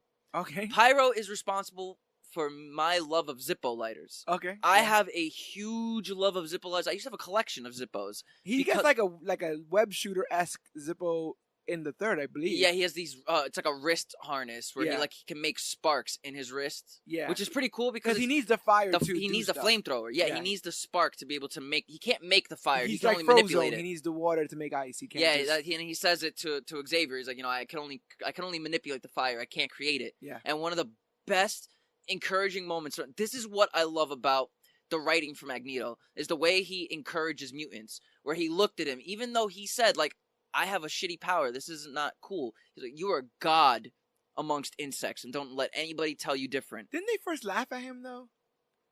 No. Who's the one that there's somebody that gets on the plane, and it's Magneto, and I want to say it's Magneto and Mystique, and they laugh at them. Maybe it was. Oh no, they were what it was Bobby and Rogue were together, and Rogue was staring at him. And they were laughing with each other, like in like secrets. Oh, okay. And then he looks at Rogue and he's like, "I was just telling her how you look nice with that streak in your hair." Oh, okay. And she goes to take off the glove, and Bobby stops her. Yeah. They were talking like, ill shit. I was like, I remember Magneto being like, sassy. And that's when we get this awesome ass shot where it's this focus shift where it's the lighter is going off, and you see a flame next to Magneto and Mystique. Yeah. And it shifts the focus. And he's like, and what's your name? He's like, I'm Pyro. And because he takes the lighter away from him with his powers. You could be a god or something. He takes his lighter, and then Pyro takes the flame from his lighter. And that's when he's like, you're a god amongst insects, and don't let anybody tell you different. And I'm like, wow, that's Magneto. Yeah. Doesn't matter how small of your power is, you are not human, and that's what makes you special. And even though he's not, even though he's a villain, he's not using villainry or negativity to get you on his side. He's actually giving you love and acceptance. I love it. The thing about that villain is you could tell why he's you could see why he's a villain, but it's like, I don't know, he's kind of telling truth right now. But come to Pyro with the villainry. My second favorite moment is I love him attacking the police outside of Iceman's house, where he's like, I love Wolverine not being able to quote unquote drop the knives. Oh yeah, and they just shoot him right in the head. No care in the world. Drop the knives. He's like, I can't drop. By the way, they're attached to gun. And I was like, oh, so we just doing this. Yo, this is going to happen. One of the most realistic police officers in the world. Yeah, right. One of the most all they had to hear was the shink bomb right to the head. How do you feel about Mystique trying to date rape Logan? That was really weird because it's like I don't see Mystique ever being. Where did that come from? She's not sexual in any way. And isn't that even weirder now that we have a younger Mystique? Like, how does that go to there? What is that? Well, I mean, in First Class, Mystique was trying to rape Magneto, so that's true. and she was like 18. And she was actually trying to do that to Charles as well. Yo, she literally walked in front of Charles and butt naked. Like, what do you think of my body? Yeah, wouldn't it be better if I was this or that? Oh my god! Maybe she was Why are they writing? It's like that's the problem with Hollywood writers. You can blame any race you want. You could say it's straight white men. It doesn't just have to be straight white men, even though that's like 2 + 2 is 4. Yeah. I don't feel that femme fatales have to be sexual. Look at movies like Salt. With Angelina Jolie, there were certain scenes where she used sex as espionage, or even Black Widow, who uses sex as espionage, but that's not her defining character trait. Yeah, her defining character trait is a tool in her tool belt. It's not the belt. She is a badass agent, and I do think Mystique did not use sexuality, but it's just like whenever they didn't know what to do with her, then she just went in that direction. Because I do like all her action scenes; they're all amazing. And the best, Logan, it's fine. It's funny because the best Mystique that they had was in Days of Future Past to me. I felt that was the best Mystique that they wrote. She used her sex appeal when she had to, but that's not who she was. Right. She was sliding across floors. She was gunning people down. She was jumping out of windows. Did she slide across the floor in one of these? My movie, X2, which is one with a big GIF people use now, or memes that people use now, where it's Mystique sliding across the floor with a middle finger. Yeah. I remember that. That's one of they were real big on middle fingers because they did the middle finger shot in mine thing too. Remember? Yeah. With the claw, he takes all the claws down except for one. That's how you knew your movie was edgy, because you're able to stick a middle finger out, or there's a groin hit. And then my third moment was what was my third moment? Oh, Wolverine versus Lady Deathstrike. Yeah. I loved Wolverine versus Lady Deathstrike. I like the desperation of that ending. Of like, when he I put probably didn't want to do this, in her, but this is the only way you're gonna die. And even his face was like, oh, that's kind of messed up. And it was kind of graphic. If you understand what's going on, coming out of her eyes and mouth, the molten metal that then eventually got hardened, and then her head hits the bottom. When her body hits the tub, and you hear the clank. Yo, and then off the rail moment for me was the reason why I put it for off the rails was the attack of the X Mansion. Okay, because I felt it went from 0 to 60 in like 2 seconds. Yeah, and then they kind of just rush the story with the son, with the 2-eyed telepathic son, and And the reason why I put it for off the rails moment was it almost goes off the rails once they start doing the stuff in the back of the neck. Yo, they were gunning down little kids. Yes, they were tranquilizers, but they're still literally going into rooms shooting tranquilizers at sleeping kids. Yeah. But I put it as my moment because the very last line that we get, besides the monologue that we get at the end of every X-Men movie, the last character line that we got was between it was Xavier and Eric in your movie where they were playing chess in the plastic prison. Yeah. And he's like, doesn't it keep you up at night knowing that one day someone's going to come into your house and attack you and all your precious children? And he's like, I have a great feel of pity for the poor soul that comes into my school looking for trouble. They bring that back. And he came into They also bring that quote back. In Apocalypse. Yeah, I kind of liked it more in Apocalypse than in the first X-Men. It was actually pretty good. But I liked it because they gave the line where it's like, all right, hey, Xavier knows if anybody comes into my school looking for trouble, we got this. We're going to take them out. Next movie comes, it just so happens all of the X-Men are not even in the house. And no one can take them out. Yeah. And it takes Wolverine to take out like 5 of them to the point where even Stryker's like, nope, don't shoot him. There's no point. Won't do anything. I'm actually surprised that missing from your list is you have too much iron in your blood. That was very iconic when that scene first came out. You know what the thing is like the older I get and the smarter I get with schooling. Yeah. That makes no sense. There wouldn't be enough iron. It's not she even, did inject actual. It's not the fact that she really injected real liquid metal. One, your body can have an iron overdose. What happens is the iron is what helps your body separate like salt and sugar. Yeah. and stuff like that. You know, like so your hemoglobins can't work without iron. So your body temperature. Hemoglobin. That's one of the Spider-Man villains, right? I know when you have too much iron in your blood, like your body temperatures will like mess up. Yeah, it won't fluctuate the right way. And 1 and 2, she put. I know you guys can't see, but my fingers are like put your fingers together as if you're like putting a unit of measurement, like most people do. She put this much iron in his body. Yeah. That much iron would be shown up onto the metal detector. Yeah. There is no way that if he had enough metal in his blood for him to make 3 small little balls and extend it into a foot platform, that he was not being read by those machines. I did like him flying, though. I did like the balls flying around. Yeah, that was an iconic shot, but it's gotten to the point where... They should have just done that in another movie. It's gotten to the point where we can't accept iconic shots for being solely iconic shots, because then it's like you have to explain how it's set up to the iconic shot and what the iconic shot pays off to. Yeah. So if you were explaining to somebody, oh, Magneto has these 2 small metal balls riding around him while he's standing on a metal platform attacking guards in a plastic prison. Okay, but how did we get there? Oh, Mystique found the guard that would just so happen to be on duty that doesn't like Magneto, that treats him like crap, in a bar so she can put metal into his ass. Oh, but it doesn't show up onto the metal detector.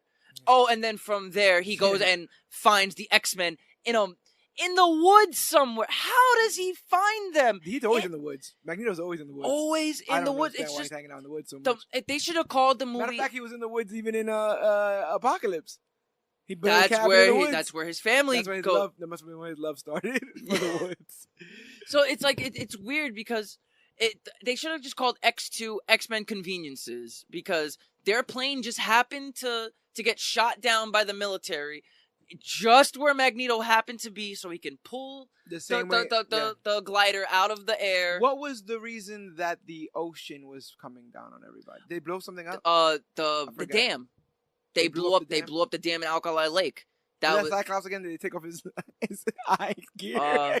I think it was Cyclops. It was Cyclops versus Jean, where he uses the gear thing and he blows up a valve or something. That's ridiculous. And that's when they had to. Everything was on a time basis, and we gotta get out of here. We gotta get out of here. And then the dam blows up. If a dam is Logan, you'll never get your answers, Logan. I can't believe that didn't cause some sort of catastrophe for that town. Yeah. Well, the water came rushing anyway because Jean was underneath it. Yeah. So it's not like they stopped it from ever flowing. They just stopped it from killing them. Yeah, basically. And it still went. And now I want to know whose house was down there, because they're in Canada. Yeah. So this isn't like the city streets. There's going to be someone's house in the middle of a 50-acre wood. Yeah.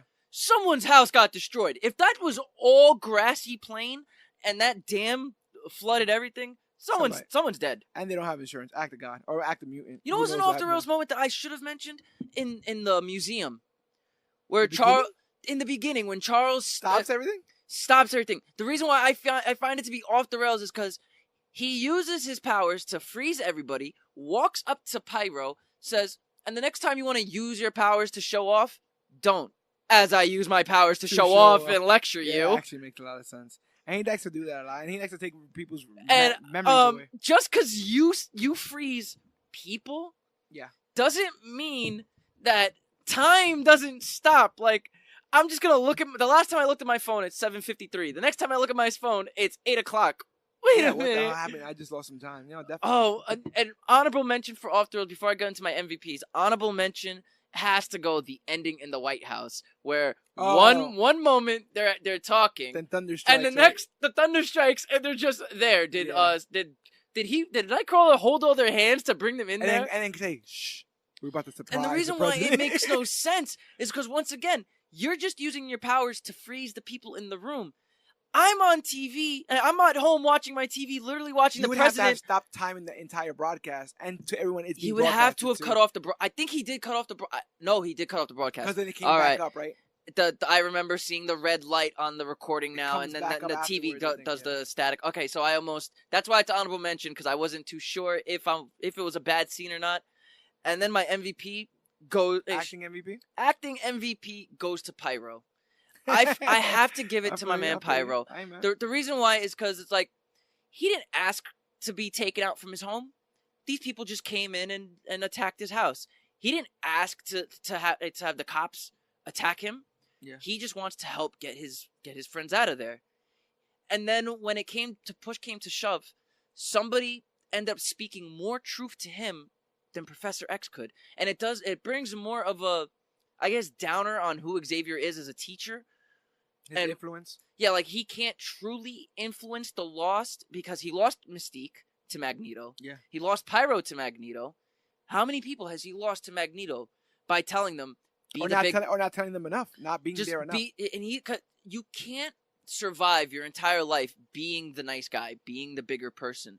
Sometimes being nice is a loss of your own convictions. Or people won't listen. People won't listen to you after a while because they How many, respect My strength. father always told me, how many times can you get slapped in the face by the same person before you tell them enough is enough? Yeah. And that speaks true and to mutants. And if you're a leader, how many times can you be smacked in the face before the people that you are leading go, yeah, I don't think this guy is the one. You know? No, you're 100% right. And so Pyro is looking at the situation like, why are we always on the losing side of this? This doesn't make any sense. If we all have powers, you're saying I can't use them. This guy's saying I can totally use them. And not only can I use them, when I use them, people are scared of me. As opposed to me constantly being scared of everybody else. He took one line to tell Pyro, you're better than everybody else. And never forget that you're better than everybody else. And all he needed at that moment was a forehead kiss, and we would have been good. We would have been good. You know what I'm saying? Oh, and it's great because Pyro is not exactly at all how I wanted him to be in your movie, which is, I guess, is a good segue into. Oh, let's talk about X-Men. The Last Stand. Let's talk about what I like to call X-Men: The Last Straw, which came out in 2006. Another movie I saw in directed theaters. by Brett Ratner because Bryan Singer was too busy ruining Superman. That was why he left. Yeah, he left for Superman Returns. He went to go do Superman Returns, and then not only did he go do Superman Returns, he went and took Marsden with him. Marsden is Lois Lane's boot thing in Superman Returns. Oh my god! Okay, if I was to talk, all X-Men aside, let's say Superman Returns is coming out now. Yeah. And you haven't seen a trailer yet, you know nothing about the movie. And I was to tell you that it was a Superman movie directed by Bryan Singer, starring the Atom from the Arrow universe. Yeah. And Kate Bosworth. You don't even know even know who she is. No. Kate Bosworth is Lois Lane.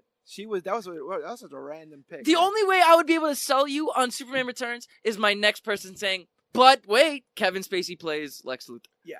Other than that, who is Kate Bosworth? But you say that, but then I say 2019 Bryan Singer and Kevin Spacey. You know what I'm saying? How did I know? No. Yeah. Oh no. When it all comes around, the last straw was the last straw for a reason, I guess. Because it ended up being directed by somebody else, Brett Ratner, as you alluded to from before, and on a budget of $210 million, it made $459, which is double. You know, wasn't all that great. Oh, I walked out of that movie at theaters like in love. What's amazing is that in March of 2005, Matthew Vaughn was hired to work on the project. He casted Kelsey Grammer as Beast and Vinnie Jones as Juggernaut. I'm sorry, but those are the two perfect castings. And he also conceptualized several scenes of the movie. He got no further because family issues forced him to drop out of shooting. And so Vaughn was also cautious of 20th Century Fox rushing the production. I didn't have time to make the movie that I wanted to. I had a vision of how it should be and how it should be as good. So he was originally supposed to be. He had a lot of creative control on that movie, and he felt like he wanted to be as good or better than X2. But at that time, that could have been the perfect movie trilogy. I think that. I mean, I'm gonna go ahead and say it. My acting MVP of this film is Kelsey Grammer. No. And so, hats off to you on that one. The idea that 100%. He casted that man and would go on to then cast McAvoy, Fassbender, you know, and the rest of Nicholas Hoult. Exactly. Goes on to show that Caleb Landry Jones even is going to get. Oh my god. We could have turned this ship around a lot earlier than we did. If he would have, you know, things happen. Obviously, well, he was exactly where we needed him to be. It's not his fault, honestly. but man, it was the beginnings of greatness. We were flirting around with greatness with that. You can't tell me that Kelsey Grammer didn't literally pull the personality of Beast out of the comics and the cartoon. Kelsey Grammer in this film is Kelsey Grammer is in another movie in this film. Kelsey Grammer yes. is in a political drama, and he just so happens to look like a big blue cat. And that's why he was doing good in the political drama, because he's the outsider. And so he's making faces like as he's a politician. You understand? But he just has this ridiculous fur and stuff, and just the faces that he gives and the gravitas he gives to everything, to this ridiculous movie with a ridiculous plot. He makes it real because he treats it like as if he was a real person, which is, I don't feel like enough people do that. So let me go through this. My boy, I've been fighting for mutant rights since before you had claws. That is awesome. Him He reading gets upside down? He is able to say unironically, "Oh, my stars and garters," and no one complains. And you know what's crazy is when he said, "Oh, my stars and garters," I was watching Nostalgia Critics first viewings because they had X month last month, so that's what really was helping me a lot with it. Yeah. Like I'm gonna tell you, I didn't want to watch X2. I feel you. So I did. I remembered so much of X2 that I really didn't need to watch it, but I watched a lot of Nostalgia Critics first viewings with him and his brother, and even they were praising the fact that he said, "Oh, my stars and garters," and it sounded just like it like the presence of it was needed.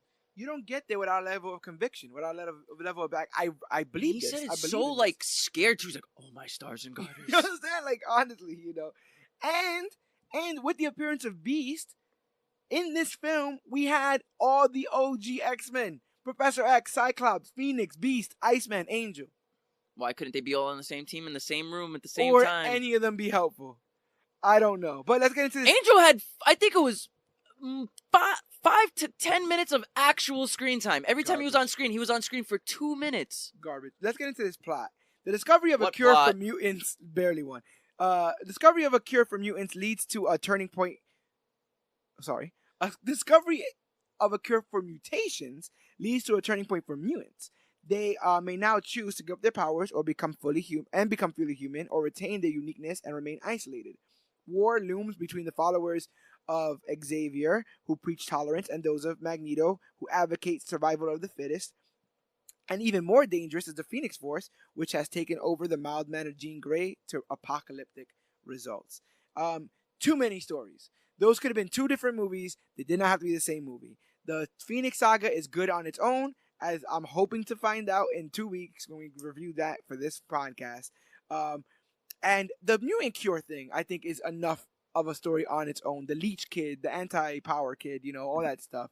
And the fact that we have to kill that kid to maintain our race. Yeah, like maybe. I felt like this movie had so many different plots that could have been their own movie. Yeah. They juggled so many interesting, and that's the problem, is this movie really had a lot of interesting stories. Holy crap, a mutant cure has been created. This should have been the pivotal moment. And the biggest part about that mutant plot that I don't ever feel like they stood on for too long is the idea that it was a choice. From the second that it's brought up, Magneto sees it as the government's response, but the government is not forcing people to take this cure. They have the cure. They end up weaponizing it because of how everything goes eventually towards the end. But initially, it's you want it or not kind of thing, And so that's a bigger story in itself. Those who do want a choice, we're literally having that conversation now. Who gets to choose what happens to people's bodies? Who gets to choose? What if these people are a threat to the world? A lot of the X-Men movies really are that's what I'm speaking saying. To today. We literally now, more than ever, are going through this. But at the time, it was just, I felt like it was tone deaf. I don't think anybody could handle these complex stories. Because at the end of the day, yes, I will say that a lot of these movies didn't reach the point we needed to. It didn't hit its mark. But these stories were so complex and just too much to handle. Yeah. Like imagine this movie. Let's take away the Phoenix part and throw all the focus on Rogue for a second. At least a B plot focus on Rogue and these mutants that want the cure but are being told by other mutants you don't need the cure. Yeah. Because it's true. Look at people like Storm who don't need the cure, and then look at people like Rogue who can't touch somebody, or Mystique who's always blue. Now this is.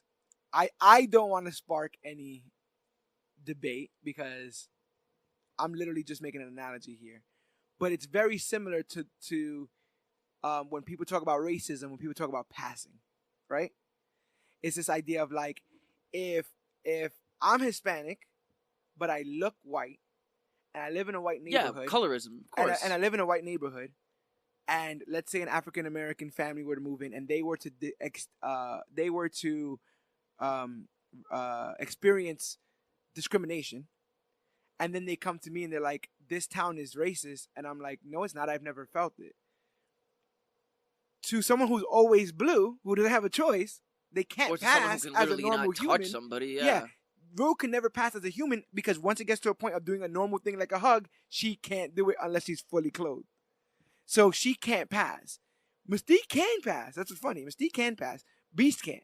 Nightcrawler can't. And that was the conversation that Storm and Beast had. That was a really, actually good conversation. Yeah. You know, where Beast is like, is it cowardice to save oneself from its own persecution? Yeah. Like, those are real complex. Is it in your movie that they do the "At least I've chosen a side"? Or is that mine? I like that line. I think it is your movie. I did like that line of like. No, it was your movie. The first X-Men movie. Yeah. Where he's like, there's a war coming. Are you sure you're on the right side? It's like, at least I've chosen a side, which I'm like, good answer. Good. Yeah, that was You think about it too much, it kind of Logan falls and Storm. apart, but that was a good answer at the time to the guy who always dropping one-liners. So that's a good. Well, answer that's the thing is Storm doesn't understand what mutants go through. Like, and they try to allude to it a lot, where she's like, I've dealt with scary men like you all my. In the first X-Men, when she was telling Senator Kelly, she's like, I've dealt with scary men all my life. But are you dealing with scary men because you're a black woman and you grew up during the time of segregation, or are you dealing with scary men because you are blue? Or that you're from Africa? Did you forget that whole part of your storyline? That's legit a thing. Like Storm is a black woman, so she's gonna deal with a lot of adversity in life. But she's not dealing with this adversity because she's a mutant. So she doesn't know what it feels like to want to make this choice to be different, to be normal. And speaking of bad choices, this was not too far away from a little comic book movie that we covered on Which Is Worse called Catwoman. And so... Same woman, Halle Berry. When it came time for Last Stand, Miss Berry was not about to come back. But when Catwoman flopped, she's like, oh, I'm down, but on one condition, I do more. And so in this film, she de facto becomes the secondary headmaster of the Charles Xavier. It's weird because they wrote the way they wrote her in. It felt like it was forced. Like right. Cyclops is going crazy. He's not being able to handle things. So Charles is like, I'm just gonna give up on my boy and go. No, this is gonna sound so weird in hindsight. Why were there never any scenes in this trilogy with two female mutants talking to each other? We did. Which one? Your movie. Who was talking to who? Rogue and Storm. What did they say? It was when the mutant cure was first announced on TV. I think you meant the first film. Oh, no, not in the first film. Oh, no. We had none of that in the first film. No. I don't even think Storm and Jean shared a screen time in the first film. It was the second film that Storm and Jean had all the screen time. But I remember they didn't barely spoke. They weren't like, so how are things with you and Scott? Or are you still having problems controlling wind? Like, there's never any. And you know what's crazy is in X2 they had a moment when they were looking for but they always Nightcrawler. They always go, we need more Charles and Magneto scenes. That's what they said. That's the crutch of the film series is Charles and Magneto. And Wolverine. Yeah, those are the main three. Because I remember when Rogue pops into Charles's room and she's like, "Is it true? Can they cure us?" And Storm goes up to her, puts her hands on her face, and says, "They can't cure." Yeah, there is no cure. But I don't feel like that's a conversation. I feel like more of a conversation would lead Rogue to then have a deeper, there was not really two conversations between the female characters. What's up with that? And that's the reason why I feel like Jean Grey is underserved, because now in this movie they have to rush her. She's the Phoenix. Oh, did she kill Scott? We don't know. It happened off screen. Something happened. We'll have a funeral. You know what I'm saying? We don't know. They kill Scott off screen. There's a bunch of weird, sexy stuff with her and Logan. We're supposed to now buy in to now this is Shaking a love story. When did this become a love story? Love story? Like when Cuckoo Cachoo howled at the moon. Oh my God! And guess what? Guess who has to review the Wolverine? Where the ghost of Jean Grey's there. And so I'm already asking where this love story came from, but now it's so powerful that it follows him to Japan in the form of dreams? What is going on here? I felt like that movie had 3 different endings and they had no idea which one to choose. Why do they keep going? Why do they keep doing this? And like I said, this is a talented actress Very talented actress indeed. But I did Rounders. not think that this went well. My off the rails moment is when Xavier and Magneto talk to Jean Grey. Oh God! Once they kill Magneto, once they kill Xavier in this film, there was no turning back. There was no turning back. But I automatically started to care less about the movie. Yeah, it gets a lot more. Not on purpose. For like the whole rest of the hour. Not on purpose, but I'm just like, oh. Dude, we spent like 5-10 minutes watching Iceman and Kitty Pryde ice skating. Oh my God. Did we even need that? No, man. I don't care about what your powers you have. Then no man in the world would try to touch two women's hands at a funeral, sitting in between them. Yo, no man in the world. And if one of them is your girl, no that man. Was the. You want to talk about cold? That was cold. Cold. That was the most dickish move in. He's literally sitting between both girls and holds both their hands. Like there's no issue with that. What and Rogue looks at him like, excuse me. Ellen Page is like a kitten. It was good that she's Kitty Pryde. She looks like this a movie small... was 2003, right? Yeah. Oh, no, 2005. Yeah. She was like 12 years old in this 2006. movie. Yeah, she looked like a small animal, like a small squirrel in this movie. She looked completely innocent. Laying in her bed crying. Why are you crying? There's a lot going on. And then the exposition, he was the first person to come to my house and recruit me. Was he? He goes to everybody's house and recruits them. Was he show that? Wouldn't it have been awesome to see that? No, really we cool just got that. crappy CGI of showing Jean Grey's backstory. Let's go back and see young Charles from the Charles that's supposed to be James McAvoy. I hope somebody in Hollywood actually stumbles upon our podcast and listens. You know we're getting that scene again in Dark Phoenix. We're going to get Charles and Magneto I'm going shaking back. my head because you guys can't see. Going back. I can show you in the trailer. We're going to get the scene of them going back to the house to talk to young Jean Grey and get her back that's why there was a clip in the trailer of like him, like Xavier in the house and all. Magneto's in the house. Going and all right that. back to it. Oh my God. Can we? Yo, it's like X-Men.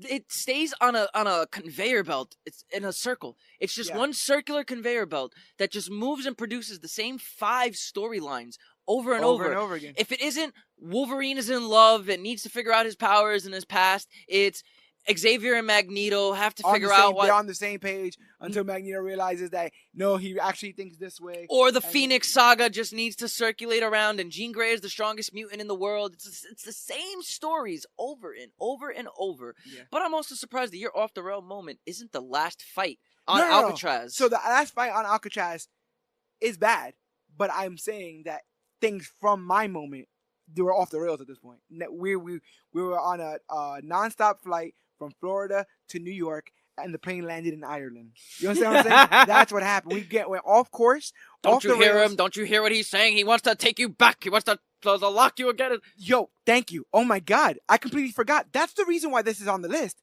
The reason why this is on the list is them talking to Jean. And not only that, why is Magneto antagonizing?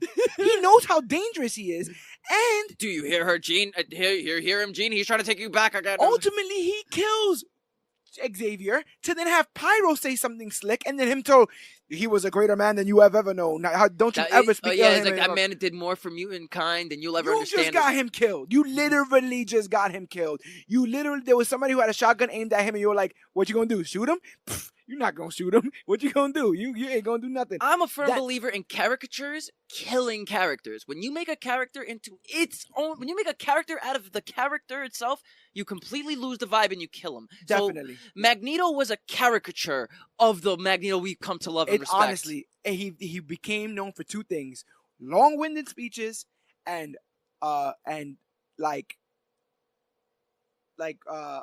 casino casino parlor tricks. Oh yeah, you know what I'm saying? Because he's like moving his hands like a magician over here. You guys can't see. He's like I'm gonna do really inspired things, like really like wow, that was creative with his powers, but nothing that will help us win anything. Ever. Dropping the Golden Gate Bridge was badass at the end of the day. To get them over there. That was badass. But remember when halfway through the fight, he's just like, oh, we could just throw cars at them.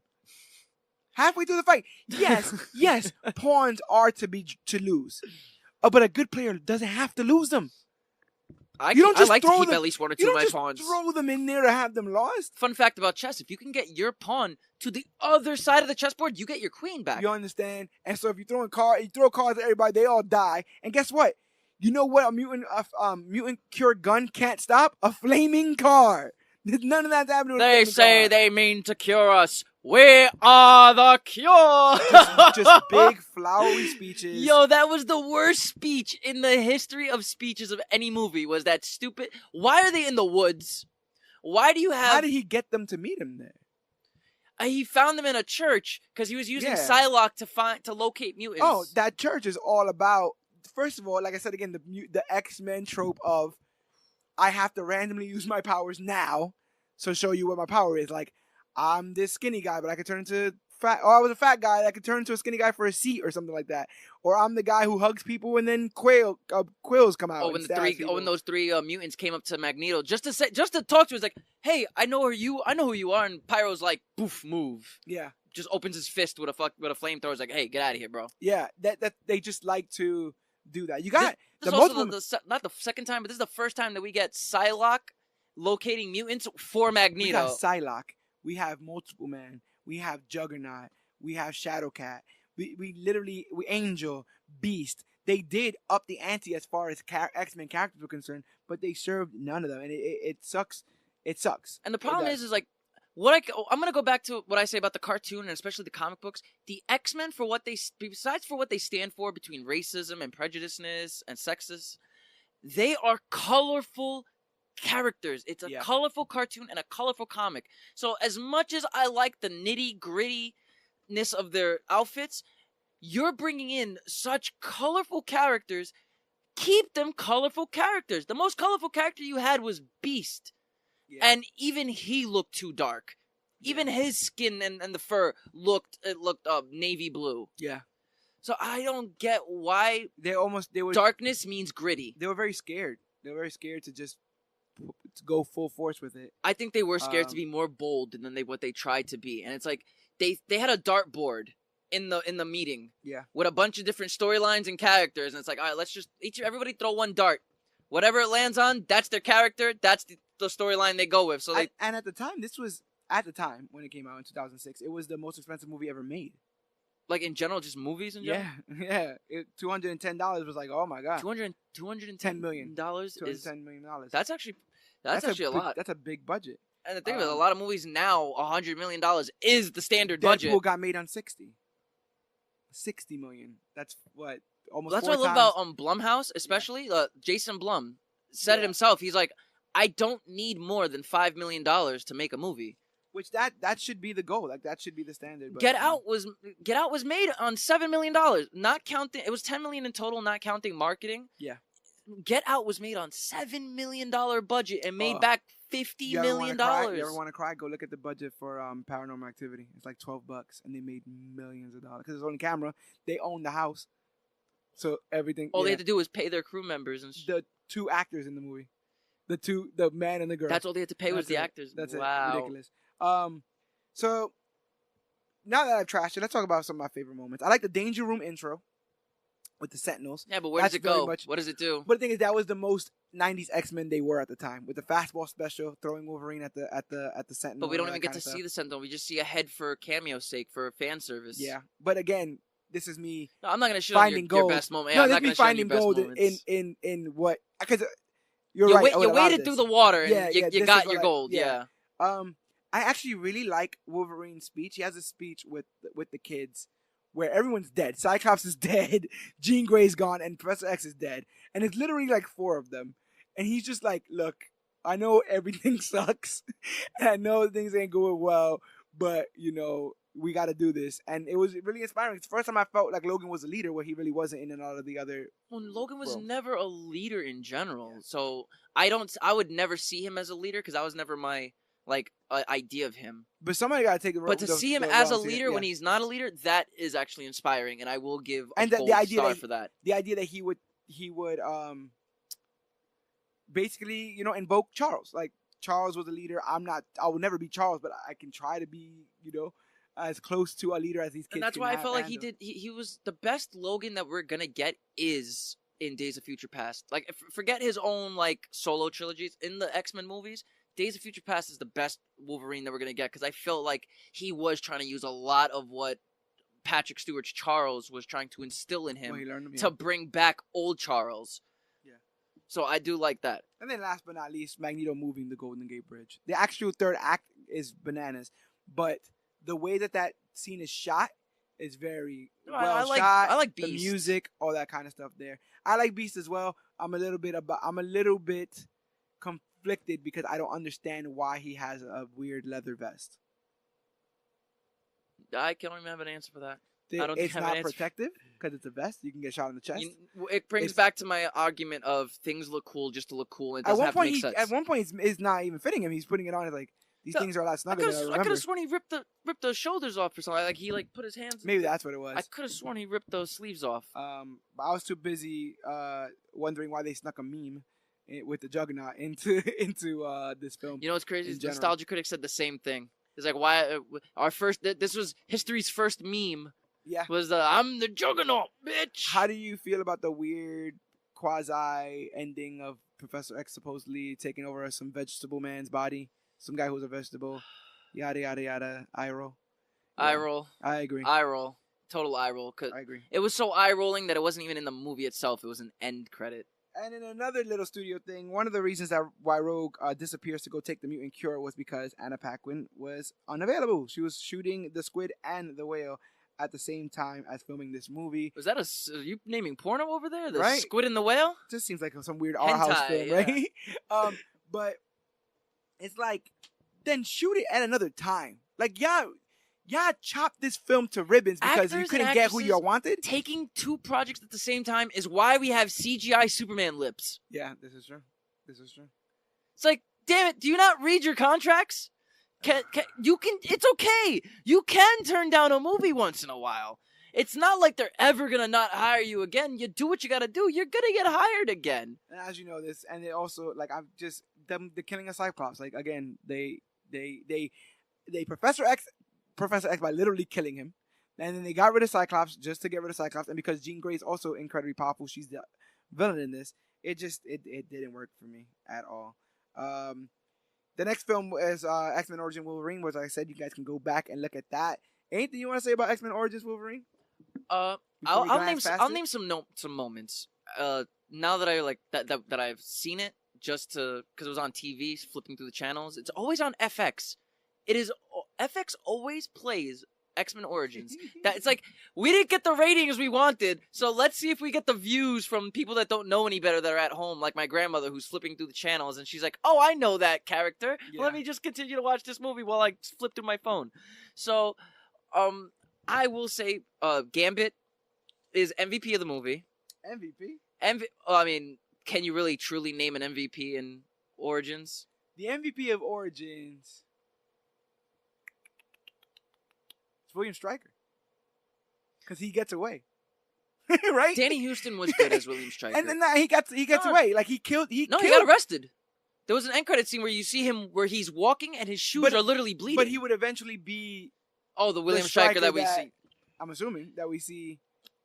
It has to be. I mean, like I guess, but don't forget, it won't kill him, but it'll erase his memories. Oh my god! Don't you know that's how that works? No, she said it. She's the nurse was like, that won't stop him. You know, you can't kill him. No, we can't kill him, but we can kill his memories. we can kill it. Murder. We're going to murder his memories. None of that even. Which is actually funny. That's actually what I think it was Film Theory. When Film Theory was doing a video on how to kill Deadpool, that's actually how you kill him. You cut off his memory. Like if you was to erase Deadpool's memory, you would be able to kill him.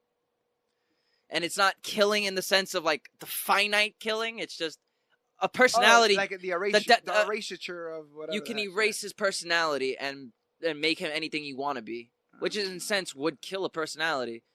But Film Theory likes to reach a lot. So, but more moments that I liked was I guess Will.i.am fighting Sabretooth was pretty cool. Yeah, there's not really much else to say. I don't like much of it. Actually, I think my favorite part of it is pre-Deadpool Ryan Reynolds. But you don't like Cuckoo Cuckoo? I hate Cuckoo Cuckoo. You hate Cuckoo Cuckoo? I hate the fact that people... I'm talking to some of you, too. He just doesn't like love, all guys. Right? Some of you people don't know that a Wolverine is not a dog. I'm saying this low so that in case you're in a car, you don't have to nod right now and everyone sees you like, oh my God, wait, that guy didn't know that. Yeah, a Wolverine is not in the dog family, nowhere near a canine family, has no reason to howl, will not howl at the moon. Therefore, it's a feline. Like it will not howl at the moon. Therefore, the story's garbage. Therefore, there's no reason he needs to have that name on his dog tag. Therefore, they literally picked the worst thing. But guess what? It doesn't even matter because Hugh Jackman researched wolves to get into the scope of the Wolverine character until somebody was like, "Hey, guy, it has wolf in the name, but it's not. There's no wolves, and a Wolverine is not a dog."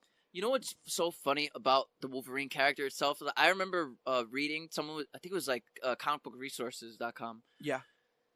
They were doing an article on Wolverine and why his name makes no sense, and they used a picture of a lynx. Yeah. There's this cat called a lynx. Yeah. A lynx. Yeah. Looks exactly has the standing up tips. Yeah. It has the retracting claws because Wolverines don't have retractable claws. No. Like, how do you get a lynx but call him a Wolverine? I guess lynx don't sound cool. Oh, neither does honey badger. I guess you can't. Or a honey badger because he's closely related to a honey badger too. Honey badger. Yeah, it doesn't work. But I do think that says a lot. Like the completely fundamental misunderstanding of what a Wolverine is shows the completely lack of understanding of what the character was and everything else going forward. Matter of fact, MVP in that movie is Liev Schreiber. Yes. I don't even know why. It just came to my head. Yep, Liev Schreiber was the best part of that movie. Best part of that movie. I love it. Ooh, shiny. Like, do you know how to kill me? Huh? It's like, do you know how to kill me, Jimmy? I'm gonna cut your goddamn head off. That's your problem, John. You're predictable. Like, I hope you have insurance on this place. Yeah, let's wash the taste out of that. With the best X-Men movie, my top 5. It's pretty damn this good. is my top 5 best superhero team-up movies. Yeah. This goes up there with the first Avengers. But this with Avengers 3. It reminds me of the first Avengers in the sense that yes, a lot of those character stocks were raised because of Avengers, but in the beginning, no one was talking about them, and I feel in the same way, people weren't really championing Havoc. And you understand? But the way Banshee doesn't even look like that in the comics. He's like fat or something. He's kind of similar to that in the comics. But, no, I'm thinking of how they originally drew Beast. And you probably remember also how they originally drew Beast. And you probably also think about Blob, who's in the other, who's in the Origins Wolverine. Blob was in that. Ridiculous. Did you just call me Blob? We hunt our own kind, Logan. That was the one. Was that not? Was the worst? Was that not a good delivery? That's exactly how he said it. That's off the rails. That's exactly how he said it. We hunt our own kind, Logan. Like, we were just hunting, so we all had to cope in some way. Hunting what, Fred? What were you hunting? Our own kind, Logan. You don't understand. But yuck. The plot of this movie. Okay, opening.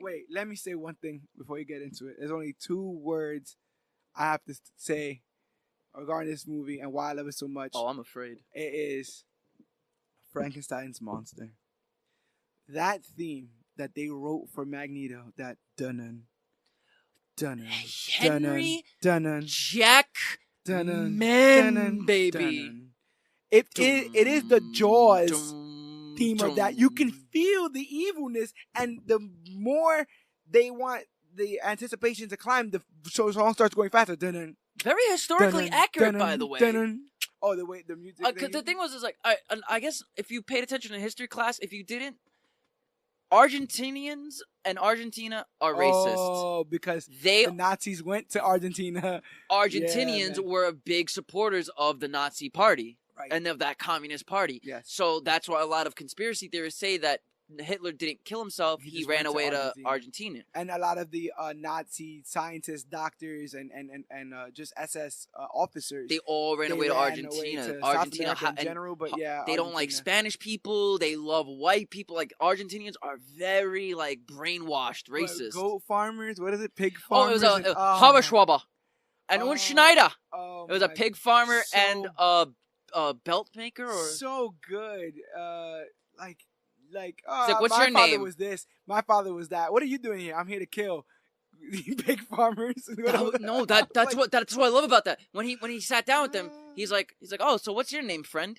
He's like, my name was taken from me and my family by the tailors and the pig farmers. Yeah. And he's smiling while he's cheering. And they're doing the mental math. They're pulling out guns, and he just The intensity behind that scene of them chugging the beer, and the tailor on his left had the scared face, the pig farmer on his right was signaling to get his gun, and Magneto looking at both of them with a smile on his face while he's drinking the beer, and the bartender in the back just knowing what's about to go down was so beautiful. But no, that score by Henry Jackman is one of the best villain scores I have ever heard in my life. It's off the rails. It doesn't care. The violin stroke. Yeah, like all of it is so just so somber. So good, and it's good slow, it's good fast, all of it works.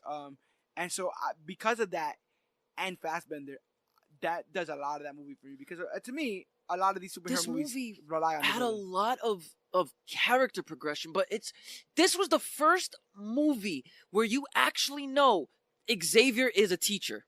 Yeah. He's training his students. He has Havoc in a basement, in a bunker. The fact that he put himself in front of the mannequins and said, "I trust you, Alex." And they all stepped away. No, it was him and Beast. No? Yeah, it was just him and Beast, and they had the. No, wasn't it Beast and Magneto? No. It was Beast on one side, and it was Charles on the other, and they had the mannequin in the middle, and he's like, "Aim for the middle for the mannequin." He's like, "But I'm gonna hit you guys." He's like, "I believe in you. You're not gonna do it." And that's when not Charles. It was Beast who literally stepped a whole foot to the side, and Charles has his hands in his pocket, and he has that face, that awesome McAvoy face, just looking at him.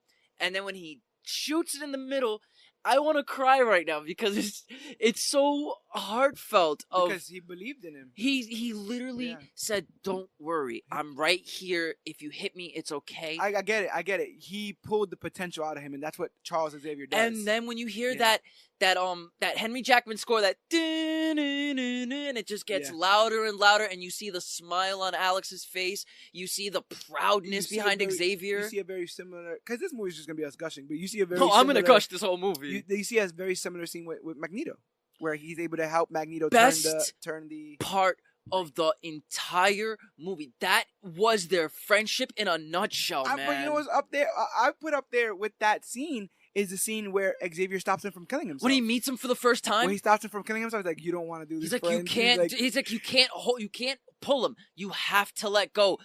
He said, he's like, "Eric, I know how much this means to you. Like, I can feel all it. Your pain, but you have to let go." And he's like, "You're in my head. You're in my mind." He's like, "I know who you are. You just have to calm your mind." And the idea that Magneto was going to take this hatred down. I thought I was alone. He was going to take this hatred down to the depths of the ocean and die.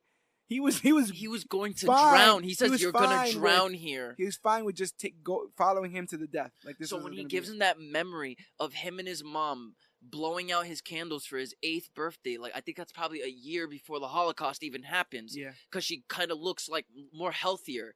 She doesn't look like so like drawn out in the chin. Yeah. So like you see the small little memory of him blowing the candles, and Xavier's crying and wiping his eye, and Eric is crying, and he's like, "That was beautiful. Thank you. I'm glad you let me share that with you." Yeah. And he's like, "I didn't even know that memory still existed." Yeah. He's like, "There is so much more to you.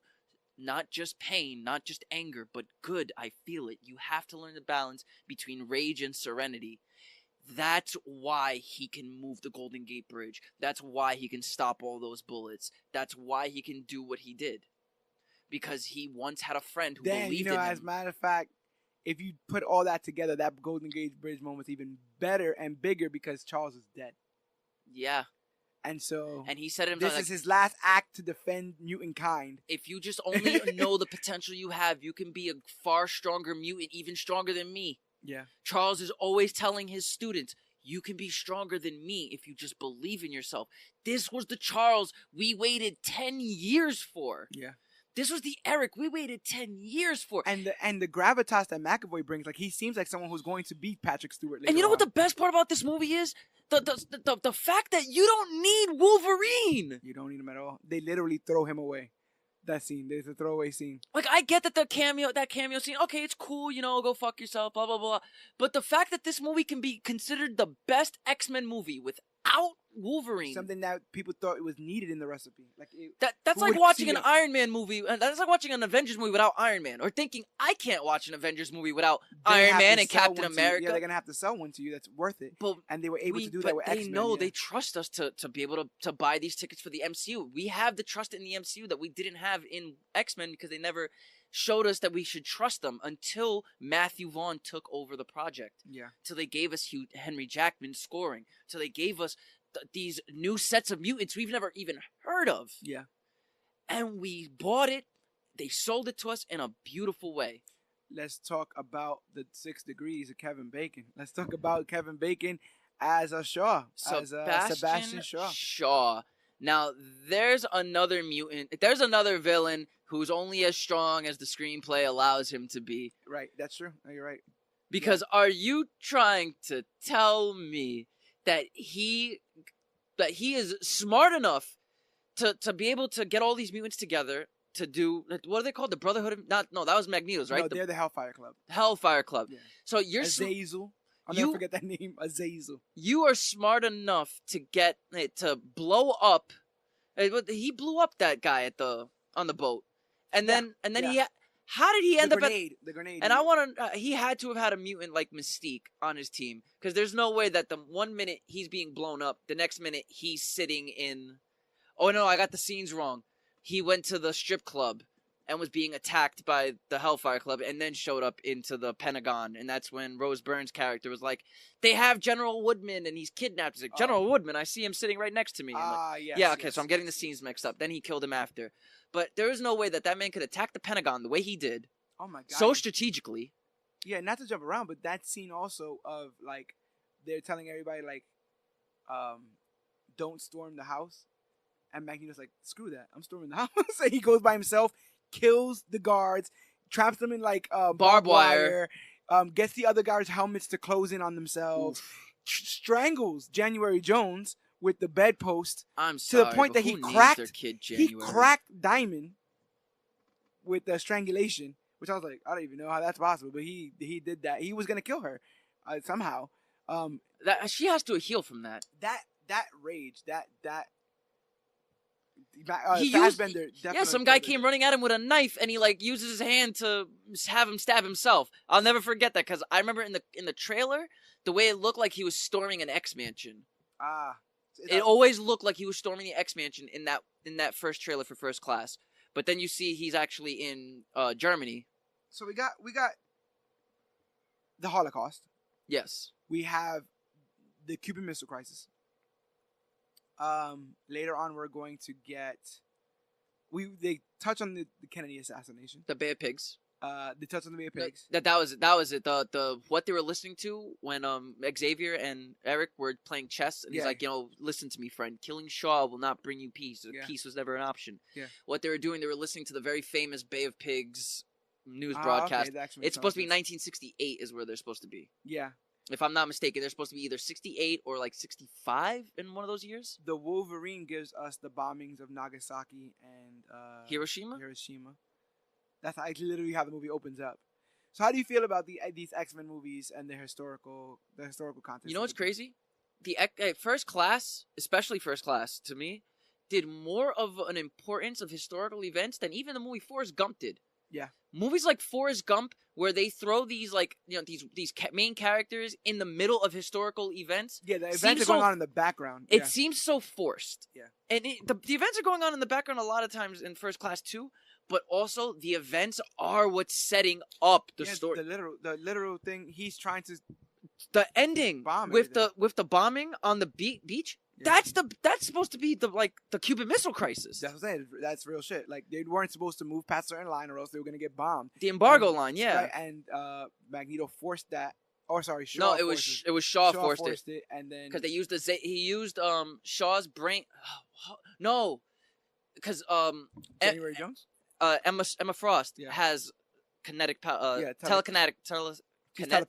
Telepathic, telekinesis, telekinetic, pyrotechnics, all that crap, all the netics, damn it. She's a telepath, so yeah, she used it to make the guy shoot the button.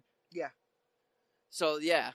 Oh wait, no, that was Xavier, because Azazel was already on there to shoot the button. Remember, Azazel got onto the ship, and he was gonna get the people to shoot the button, and then Charles used it. I think Shaw was just going to be the ship that passed, and because there was a ship that was that it. passed, Like a German ship. The Germans did not want to cross the embargo line, so Azazel went onto one of the boats, killed all the people on the boat, and then was steering it. He wore the hat. Yeah, and he was steering it, and that's when they shot the first hat. missile off, and they shot it at him, and he's like, "Niet," and disappears. Matter of fact, so we'll talk a little bit about that. So the movie opens up with something like very real and very they open up with the Holocaust. That's what I wanted to bring up thing, from the first X-Men. Yeah. They went so in depth on the Holocaust, and not only did they bring us the most famous opening for a comic book movie again, but they played a juxtaposition perfectly, where Xavier is in a mansion, privileged and living life, and he finds Mystique. He's like, "You don't have to rob, in fact, as long as you stay with me, you'll never go hungry again. You don't got to worry about stealing." Go to the other side of the coin, and you have Eric do this or I'm gonna shoot your mom, losing his mother, destroying everything. Oh, you did it! Great work. Wunderbar. She's dead, but good work. Get on that. Move this coin. You want some chocolate? Here's some chocolate. Move this coin. Can't move the coin? Ah, she's dead. Oh, you were able to do it out of your anger? Oh, that's awesome. Yo, and then he's just like, wonderful, man. That's awesome. Yeah. Too bad your mother's dead. But that's really like bleak and dark. But one of the bleakest and darkest things that they don't even really get into in this film is Azazel dropping people from the sky. Oliver Splat, because his name's Oliver Pratt. Yeah, I was like, that's scary. They're just outside and they're just seeing people drop. The worst part is they don't even know what's going on. They're literally for Oliver Pratt. He was sitting in his office or whatever, and then all of a sudden, a guy stands in front of him, grabs him, and then brings him into the sky.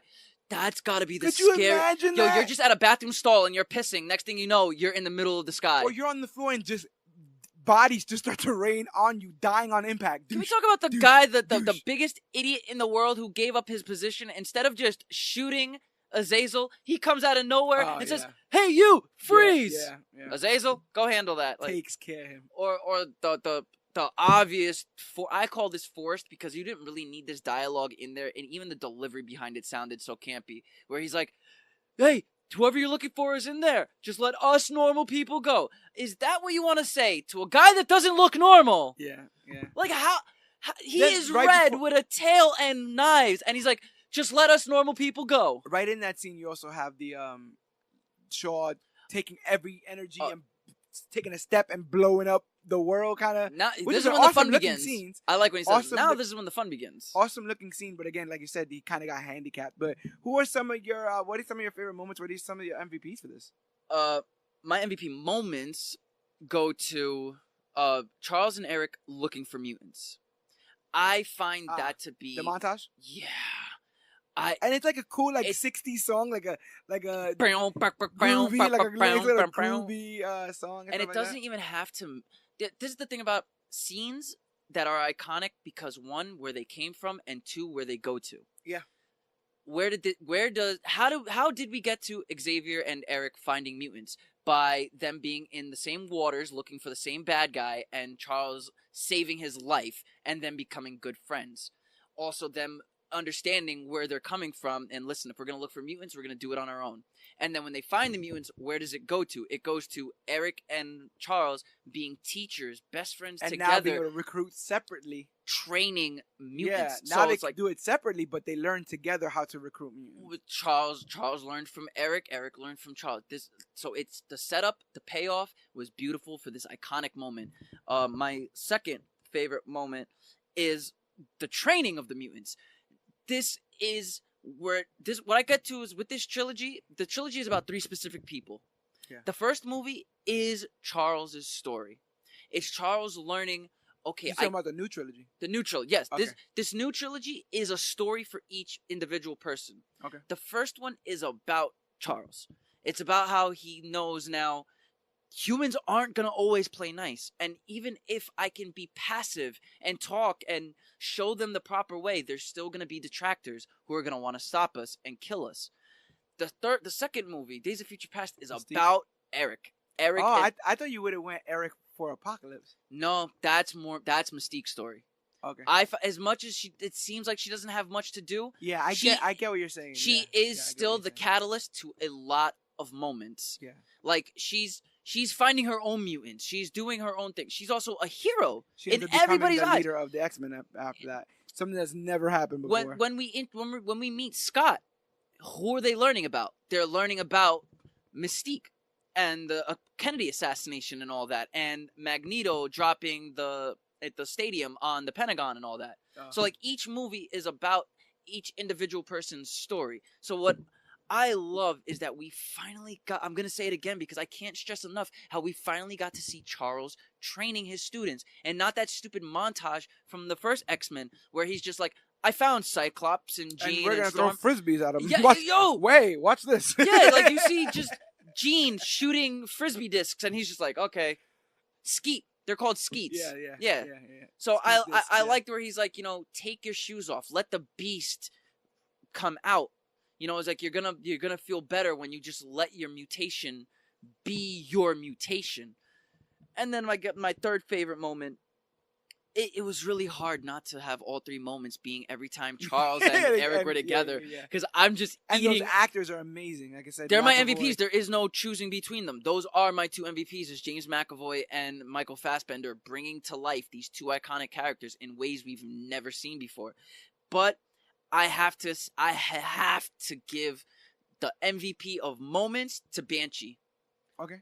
And it's not when he first yells over the water. It's the yelling over the water part, not the when he first jumps to the satellite. Yeah.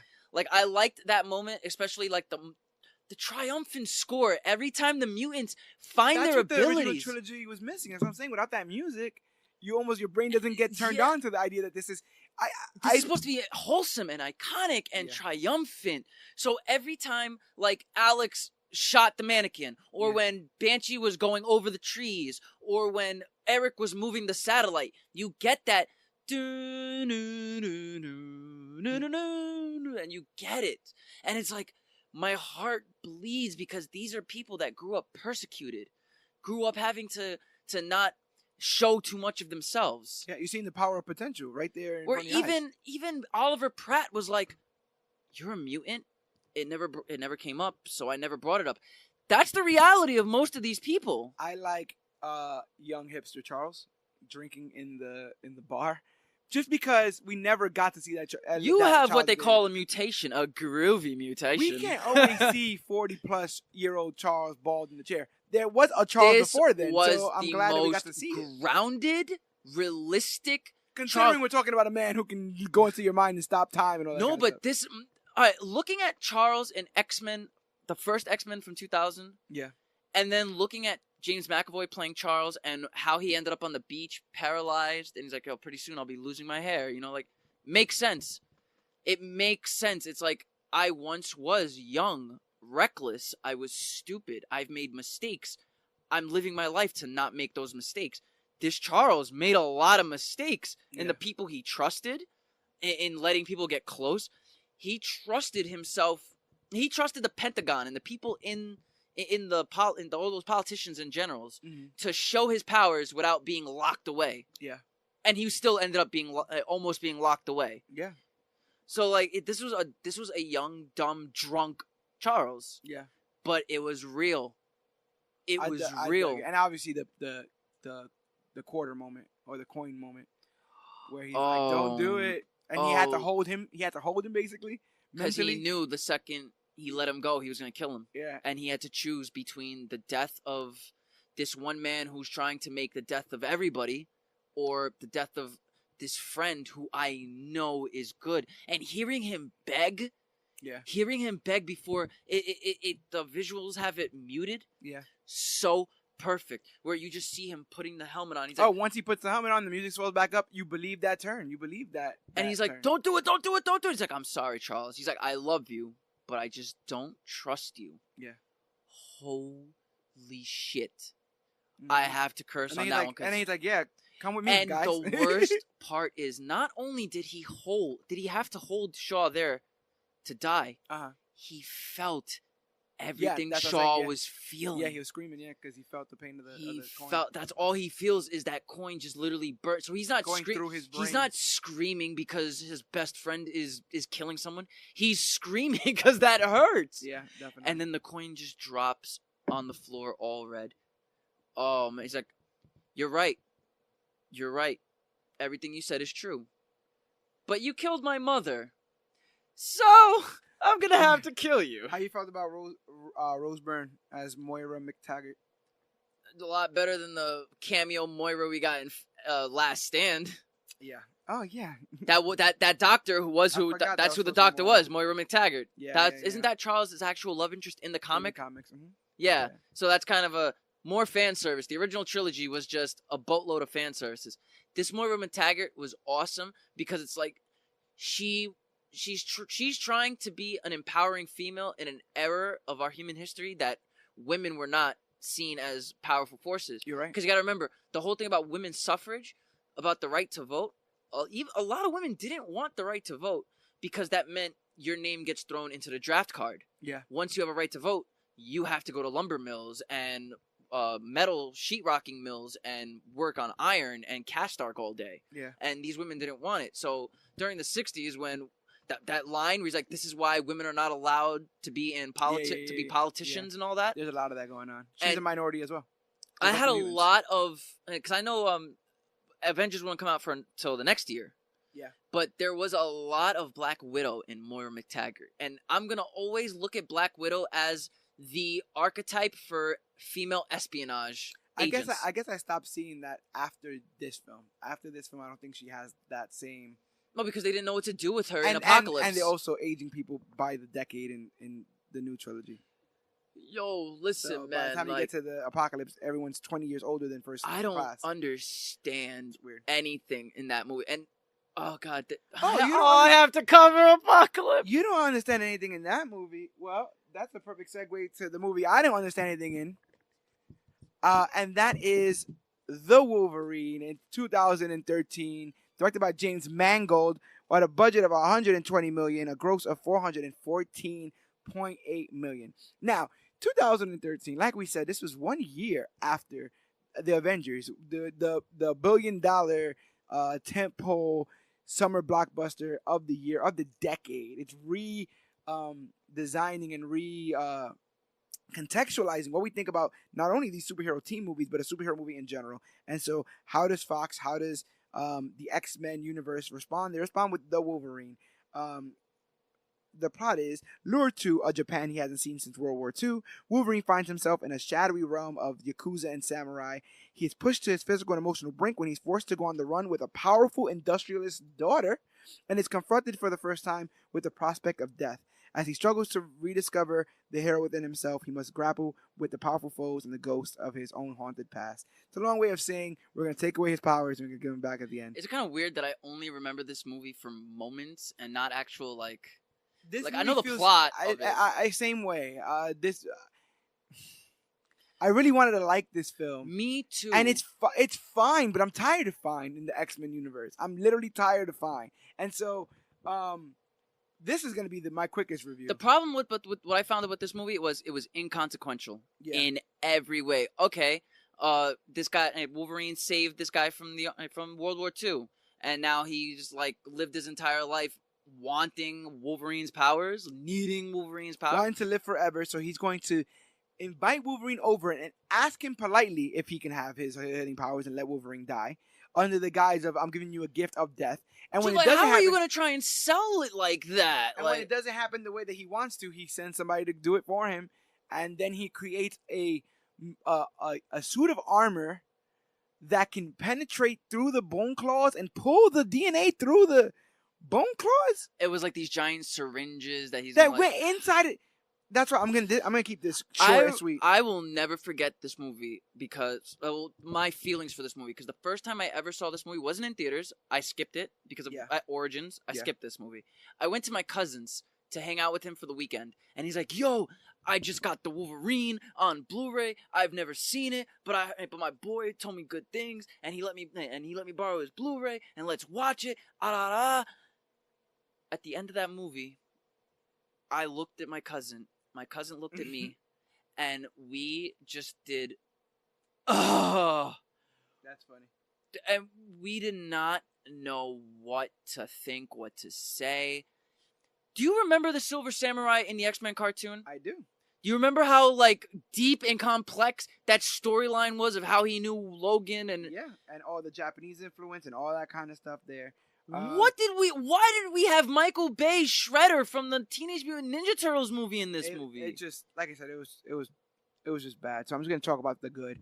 I like the opening bar scene just because it calls back to the bar scene in the beginning of X-Men and all the bar scenes that Logan's have been at this point, because he was even in Origins. I kind of like that Logan's in a bar. I think they threw it was a throwaway line in Origins. If you've seen the end credits, somebody was he kept saying, pour me another, and the guy's like drinking to forget. And he's like drinking to remember. He's like, I'm drinking to remember. And he's in Japan, yeah. Yeah. So the bar scene is one of my favorite moments. Another favorite moment is that train sequence with Logan on the train. That was also pretty cool. That was pretty cool. But again, I would be wasting you guys' time talking about the side characters. I'll be wasting you guys' time to talk about the plot, because it literally just is long, kind of. I could have sworn they had. It's like a long episode of a Wolverine cartoon or something like that. Yeah. My final favorite moment is Wolverine's surgery. So they find out that there's some kind of weird parasitic thing that's taking away his powers, and Wolverine has to reach into his own heart and rip it out without the healing factor, and then he gets the healing factor, and then he takes on the abusive boyfriend of the girl that he's sleeping with, or something like that.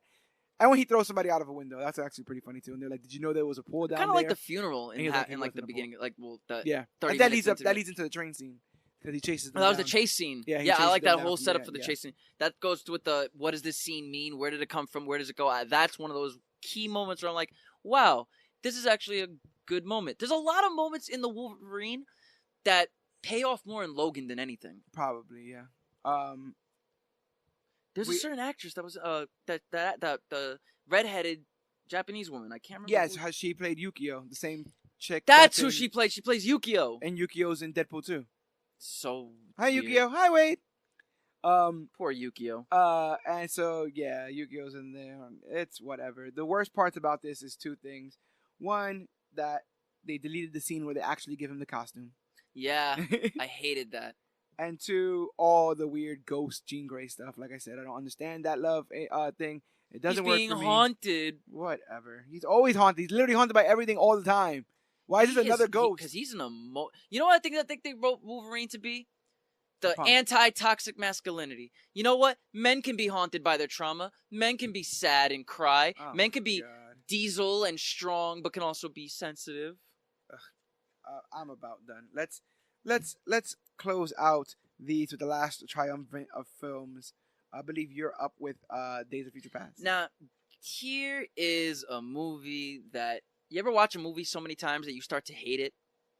This was my problem with Days of Future Past. All right. So, 2014 is 5 years ago?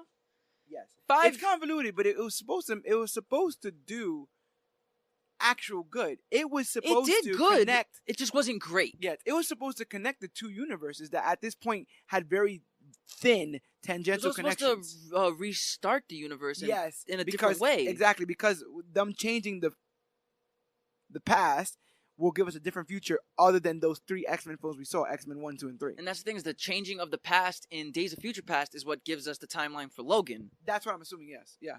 That's my logic. Yeah, and I'll agree with you on that one. We did not get the Sentinels, but we got Mutant Gen or whatever the heck that thing is called. In May 12th of 2014, I'll never forget, a friend of mine, a mutual friend of ours, told me that they were doing an advanced screening of Days of Future Past at the Jacob Javits Center. And man, was that a terrible but great payoff of a day. No, we got there because it was up for a Sunday.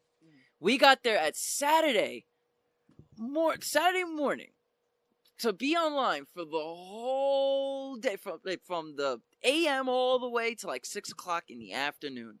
When we finally get inside the Jacob Javits Center, we're still waiting another 2 hours. And then when we finally get into the room that we had to get into, it was this illustrious red carpet premiere, but like a green carpet, like a smaller, instead of like Hollywood News and stuff that were there. There was a lot of comic book creators, YouTube creators that we've watched. Jeremy Johns was there. Oh, wow. Chris Stuckman was there.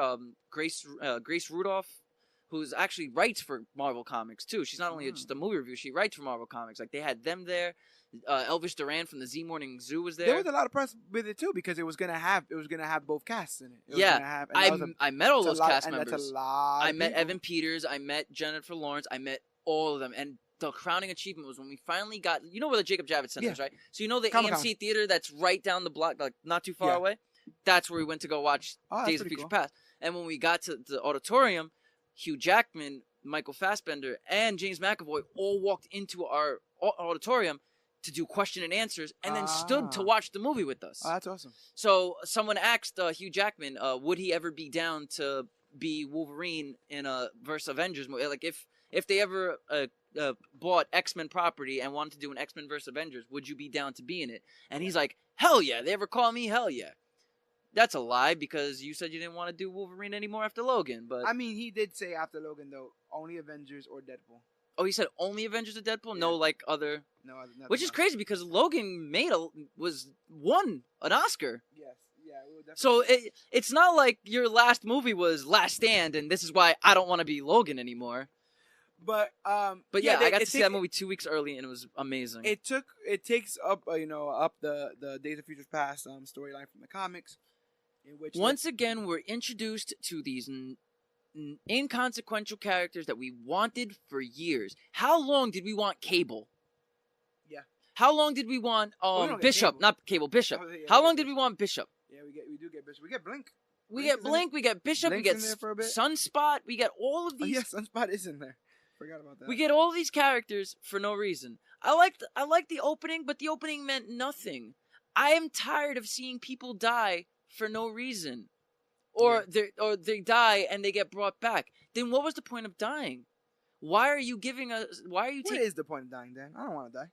Well, none of us want to die. But I mean, like, what's the point of dying? What's the point of that character being killed off just to be brought back 5 minutes later? Yeah, you know? I definitely get that. But what I liked about Peter Dinklage? You know what's funny is Peter Dinklage only got that role because Bryan Singer was a fan of Game of Thrones and Peter Dinklage. That's funny. He only went to cast Peter Dinklage because of that show. Where if he never watched Game of Thrones, Peter Dinklage would not have played Boulevard Trask, which is also a waste of Peter Dinklage because he didn't really have anything to do. It's also one of the first films to have a vertically challenged person in it and not have them be acknowledged as being vertically challenged. You know what? I like that. And I like that the fact that they never make it a point to be like little guy or Napoleon Man syndrome or any of that stuff. They never make it. Which is great because if you're gonna look at it as a storytelling aspect, the smallest guy is building the biggest weapons to take out things that he feels are not. And it goes back to what you said earlier, where every X-Men movie has a evil senator, scientist type guy that needs to find a way to destroy the X-Men in some way, but Boulevard Trask, besides Stryker in X-Men 2, Boulevard Trask actually has the most right to want to do it because all of the events of the past in Days of Future Past with Trask making the Sentinels all came because of the Cuban Missile Crisis. Yeah. And I remember that scene where he was getting his funding for he was first told he can't have funding for the Sentinels.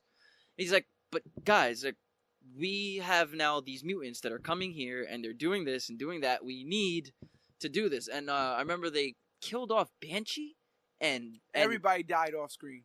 There's a scene of them in the helicopter, or in the plane, where he's like, Azazel, and whatever. We lost them all. That's actually one of my moments. We lost them all. I'm a little mad. I like that the plane goes down and he's flipping out. I like the performance there. I was a little bit ticked that was all those characters were. And this is why I say that this movie is Eric's movie, because it's not.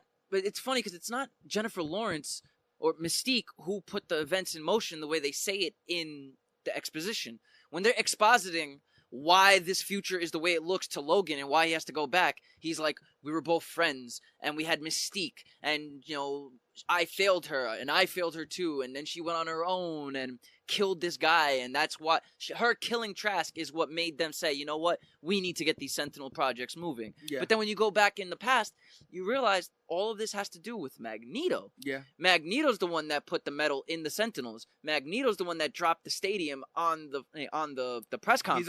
He's also like the devil on the shoulder for Mystique for a lot of this. So and because Mystique was attacking that UN hearing, when she was attacking the UN hearing, they didn't see Mystique. All they saw was Magneto floating through a window and curving bullets out, and Beast. He put Beast in that metal thing and threw him into the water. So Magneto is the reason why now Bolivar Trask got his funding for the Sentinels. Yeah. So it was that specific, because I remember when they were talking about it, that moment where Mystique was there, she was supposed to kill him. They also that's basically the crux of this, is that Bolivar Trask was able to use some of Mystique's DNA to create unkillable Sentinels. That's what it was. Yeah, they got Mystique's DNA, which makes sense. And when you look at the beginning, why they're able to adapt to everybody that they were fighting, it's like, yeah. And I did like those future costumes. All those future costumes are on point. Those were finally what we were waiting for. A lot of it, because I remember, all right, they were dark. It was extremely dark in the movie. Which I don't understand. If you're going to have it look like this on the poster, why can't it look like this in the movie? So in the poster, when they had Wolverine and he had the claws, and you could see the yellow. You saw the blue in his arm and the yellow on his shoulders, that when you see him in the movie, it's literally subdued. Dark as hell. Yeah. But I will give that movie credit for finally giving us Xavier in the floating wheelchair. Yeah. And they both look like bosses. Just like I love breaking out a homeboy out of the Pentagon with the big ass hat. The big Pharrell hat that homie wears there. But let's talk about some moments in this. Number one moment for me. Oh, that's Future Past. That is. Yep, there it is. Crowning moment, because this even got a standing ovation in the theaters. Everybody stood up to clap for this. Quicksilver saving everybody in the kitchen. With Time in a Bottle playing. That literally, I'm sitting in the back of the row. That's where I always sit to watch movies. Yeah. You literally see people standing up. Now, mind you, this is 1:00 in the morning. We were literally online for 20 hours watching and waiting, and we're tired. Yeah. And that scene still got a standing ovation out of us. That's pretty cool. And then they send them on a freaking plane and bring them back home. Dummy. It's Bryan Singer, man. Bryan Singer is he's just one big tease. I actually shouldn't say that, because it's pretty weird. Yeah. Second moment for me was Eric putting the metal in the Sentinels. Okay. That was so awesome. Like changing their programming and yeah, because the train was, I think it was, he was already behind the train. He didn't let the train, he waited for the train to pass him. Then when the train passes him, he took the railroad tracks out of the train and opened the top of the train and then put all the railroad tracks exoskeleton. Yep, that's exactly what he did. He gave each Sentinel an exoskeleton. That's why he was able to control them. Yeah. And then just two separate generations, two separate universes, two different franchises coming together to give us the most heartfelt, saddest, beautifulest moment of this entire series, and that's young Charles talking to old Charles. That was actually pretty damn good. Cool. And it's just how they were talking to each other when Patrick Stewart was showing him how the school looks, and you see moments of kids running around and him also training. He's like, you're gonna have a team. That future. You're gonna have a family. A future worth it. He's like, because he looks at him, he's like, I can't do it anymore. I can't be this way. And he's like, it's okay. Yeah, because that's the one where he's taking the drugs and stuff. He's taking the mutant suppressing drugs. He Professor X's himself. Yeah. That's the one where he Professor X's himself and he can't use his powers. And then in the third one, he gets kidnapped by Apocalypse and he gets Professor X. But that moment, that was definitely, because the way they did it in the trailer is what made me cry. You also don't get many pass-offs like that. You don't get and this is literally a character torch passing. We don't have that a lot. We've never had a character torch passing like that. Yeah, right. You've never. The only time we've ever seen character on character was in Endgame. Yeah. And that wasn't even a torch passing. That was just a beautiful ass. Yeah. No, but you're right. But what made me cry was in the trailer, and I know it wasn't what I thought Charles was telling Charles. Please, friend, we need you to believe again. No, he was telling that to Logan. Yeah. When Logan was telling him, I can't do this. I can't go back in time. I can't be the guy you want me to be. And he was telling him, we need you to believe again. I wish he was telling that to Charles the way they made it look in the trailer. Because when we're because Wolverine's going back because the future is gone. Like it's basically the Well, the worst reason future why ever. they're sending him back is because he apparently his mutation is the only thing that Something like allows that. him to. Even though it's Kitty Pryde. When did in the Kitty comics, Pryde get telepathic powers? I don't know. And Rogue's supposed to be having like an additional thing in the Rogue She has cut. there's an actual cut called the Rogue cut. Which is like, Rogue doesn't deserve her own cut. Like, what's going on here with that? Oh, God. And she doesn't even look cool. No. She doesn't even look cool. Nope. She just pops up out of nowhere like, yep, look at me. I'm the man. It just became like Cameo Central after a while. I did like what it did, but I don't think it gets fixed by Apocalypse, so it's like... Nah. Who's your MVP? Oh, my MVP, I want to give it to Eric, but I got to give it to Boulevard Trask. And the reason why I'm going to give it to him, I know people are like, wait, what? Boulevard Trask? Why? Because, one, I'm biased for Peter Dinklage. But two, I feel even though that even though he didn't do much as a character, his presence commanded all the events. Yeah. If there was no Trask, there was no Sentinels, there was no future, there was no reason to send Logan back. Trask's presence in the movie is the catalyst for the plot. It was all about Trask. So I give him that MVP, but even though it is Eric's movie, and I said that... I actually think Nicholas Hoult actually did a good job in that one as well. You know, I should bring him up. He was the enabler for Charles. it wasn't even about being the enabler. It was like, all right, think of it like this. We just make a new friend with somebody who seemingly when he meets us, he's the most strongest, charismatic, like leader, the guy we need to lead us into the next stage of our lives. And then 2-3 weeks later, a personal drama hits him, and now he's doing drugs, and he's in a robe all day. It's you like still believe in him, and you think you can. But you don't know what to do. I felt Nicholas Hoult, Hank McCoy, didn't know what to do. Because if we look at the event, like, I don't know what happened between First Class and Days of Future Past, but apparently all of his students were just leaving. Or a lot of his old friends were being killed off. And I guess he was feeling the pain of all of those mutants, so he's like, I don't want to feel this pain anymore. And that's why Charles went back and said, listen, you have to feel this pain, because within this pain is a lot of the good. But Nicholas Hoult, for the simple fact that he didn't know what to do with Charles, and he was trying to help him any way he could, gives him an honorable mention, yeah. So Boulevard Trask, Hank McCoy, Eric, they all get a synonymous MVP. Yeah, Fassbender's always killing it. I ain't gonna lie. And now we go to Deadpool? No, you said we were gonna skip that one because we went in depth. We can mention moments. Yeah, all I want to say is that Deadpool changed the game for two reasons. It allowed them to know that they can do a comedy. It gave us the directing debut of Tim Miller. On a budget of $58 million, Dan, it made $783. Jesus Christ! More than 10 isn't that the highest rated R-rated movie? I believe highest so. grossing R. Under Passion of the Christ. Yeah. Only domestically. No, only domestically. We beat them overseas though. Yes, where they Passion don't believe in religion. Where they don't believe in religion. Yes, where they don't believe in religion. So it's all I gotta say is Ryan Reynolds found his goal, and this I think is what ends up financing a lot of the stuff going forward. Is this Deadpool character? Go into our deep dive into Deadpool podcast. We talk about redemptions. Yeah, we talk about all of that. We get all into all that kind of stuff. We also did a Deadpool 2 cast, so we'll keep that kind of lean. Oh, we if did you don't mind. I wasn't on that, but yeah. We'll keep that kind of lean. All right, that's good because I didn't really have anything to write for Deadpool 2 because I watched the Super Duper cut not too long ago because thank God for HBO, they actually give you both the Super Duper cut and the theatrical version, which I have to say, the Super Duper cut is a lot better for the fact that what was the one complaint that a lot of us had was the film could have been 30 minutes longer. Yeah, and that's what it does. It adds just more suicide attempts.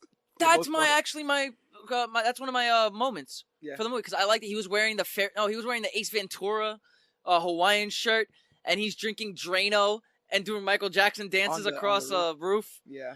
But what I didn't like about the Super Duper cut was it took away my favorite joke of that entire movie, but made me laugh out loud in theaters was when in the opening montage, when he's like, donde está biblioteca, which literally translates to, I don't negotiate. Yeah. He's being shot up and he's under the bar and he looks at the girl and he takes the cigarette out of her hand and he puts it down. Puts it out. Yeah, and he's like, get me a vodka with Sprite, Sprite with cranberry juice.